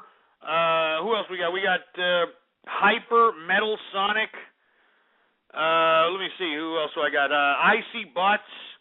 I'm not going to say that. I'm an alcoholic. I'm not an alcoholic, asshole. I'm from the future. Immigrant Brony, Invalid Point, Jizz Brony, John Guy, Josh Lancaster. Who the hell else we got? We got a whole bunch of people up in here. Kazu. Let me see. Kill Your Family. I can't. I'm not going to say any of that. I'm not going to say any of that garbage. Light Yagami, Love and Smash, Lowrider 12. I made this account in 10 seconds. Mama Poop Tickler, Marius Barkus, Melting Pot of Alcohol, Meteor Junkie. We got Mexican Ghost, Mummy Yummy Lemons, More or Less Station, Mother Russia CA, Mr. Folsey. I'm not going to say that. My Buddy Keith. I'm not going to say that either. No, I'm good. Nevada IHOP LOL. Oh, you son of a bitch. That's horrible. The Nigerian Nosebleed LOL. Shove it up your ass. Obesity is a disease. It's not a disease, asshole. Get it out of your goddamn head. We got Pagazi. We got Person 69. Philip. Ponies E. Min. Jesus Christ. Poop Tickler UK. Prankster Pink Pie, Princess Incestia, Rainbow Dash for Ghost, Ray MK01. Who else we got? We got Richard Barrett, Ron Paul. We got Sam Baker 743. What's going on, Sam? We got Skull 155. I'm not going to say that one. Simply X, Slapshot, Sunkissed Texas Wildfire. Shove it up your ass with the Texas crap. And that's enough! We got Syphilitic Meat. We got Toy Kaka. We got Tara Strong. We got Tess Tickler. We got the Chiz. What's going on in the Chiz up in the house? Who else we got? We got the Guy 1337. The Man with the Plan. The Rock 88. Timothy Weaver. Twinkle Sparkle 2012. Tazeki. Vaginal Enema. Veteran of Forum Wars. We got Von Richofen, William Nutt, Ghetto Ghost. Enough with a Ghetto Ghost, asshole. And a couple of guests. And that's about it. All right, that's about it, for Christ's sake. Anyway, folks, it's been a great Baller Friday. I've had a pretty good time. I don't know about you folks. I've had a pretty goddamn good time. I got to get the hell out of here, folks, for Christ's sake, because let me tell you something. 6th Street is calling me. 6th Street is calling me right now, and you know what it's saying? It's saying Miller time, baby. Miller time. Anyway, folks, I want to thank everybody for tuning in with me. Please retweet the broadcast every time you see it broadcasting, and moreover, why don't you follow me on Twitter? If you haven't done it by now, well, by God, it's about time for you to follow me on Twitter. And the Twitter name to follow is Ghost Politics. All one word, no underscores, Milky Lickers. Ghost Politics. Go out and give me a follow. And not only that, I mean, send me a tweet. You know, let me know what's going on. You know, I mean, let me know what you're thinking. You know, give me some comments. All right, and moreover, if you haven't had your fair share of the True Capitalist Radio broadcast, well, by God, go to the official website of the True Capitalist Radio broadcast, blogtalkradio.com/ghost, all right? blogtalkradio.com/ghost. Every single episode that I have ever conducted is there for you to listen to. It's time-dated and stamped. Go out there and check it out. And moreover, folks, all you people that are out there that are capitalist, we're looking for a few good men and women out there at the Capitalist Army. That's right, capitalistarmy.com. Go out there and register to be a part of the damn Capitalist Army, for Christ's sake. Anyway, folks, I want to thank everybody for tuning in with me. I don't know if I'm going to be doing another broadcast on Monday. Everything's up in the air, for Christ's sake, because I'm doing business, for Christ's sake. But anyway, I want to thank everybody for tuning in with me. It's been a great Baller Friday. Not too many of these assholes, other than the Christmas assholes and those idiots that are making fun of Texas. But everything's been pretty good today. It was a pretty decent Baller Friday, all right? And I may do a pal talk this evening. I may. It just depends on the type of Twitter activity that I have. If I get a bunch of negative Twitters from a bunch of assholes who are going to sit over there and berate me, talk garbage about me, well, then I'm not going to do a pal talk. But hey, there's enough positive response on the Twitter. And, of course, you know, send me a tweet at Ghost Politics. All one word, no underscores. I'll come out here and see what's going on. So go ahead. Follow me on Twitter. I am out of here. Long live the capitalist movement, baby. And you know how it is. Death to communism. I'm out of here. Get me out of here, engineer. You've been listening to True Capitalist Radio. The thoughts, views, ideas, comments, and opinions of the host of this show are absolutely his. Catch more live episodes Monday through Friday from 3:30 to 6:30 Central. Or check out archive shows at blogtalkradio.com. True Capitalist Radio. That's it. Getting lost in the music is great, except if you're driving. Nissan's available Intelligent Safety Shield technologies could help you avoid bad drivers. Hurry into your local Nissan store and get great offers during the Safety Today event. Or shop ChooseNissan.com today. Now, back to the music.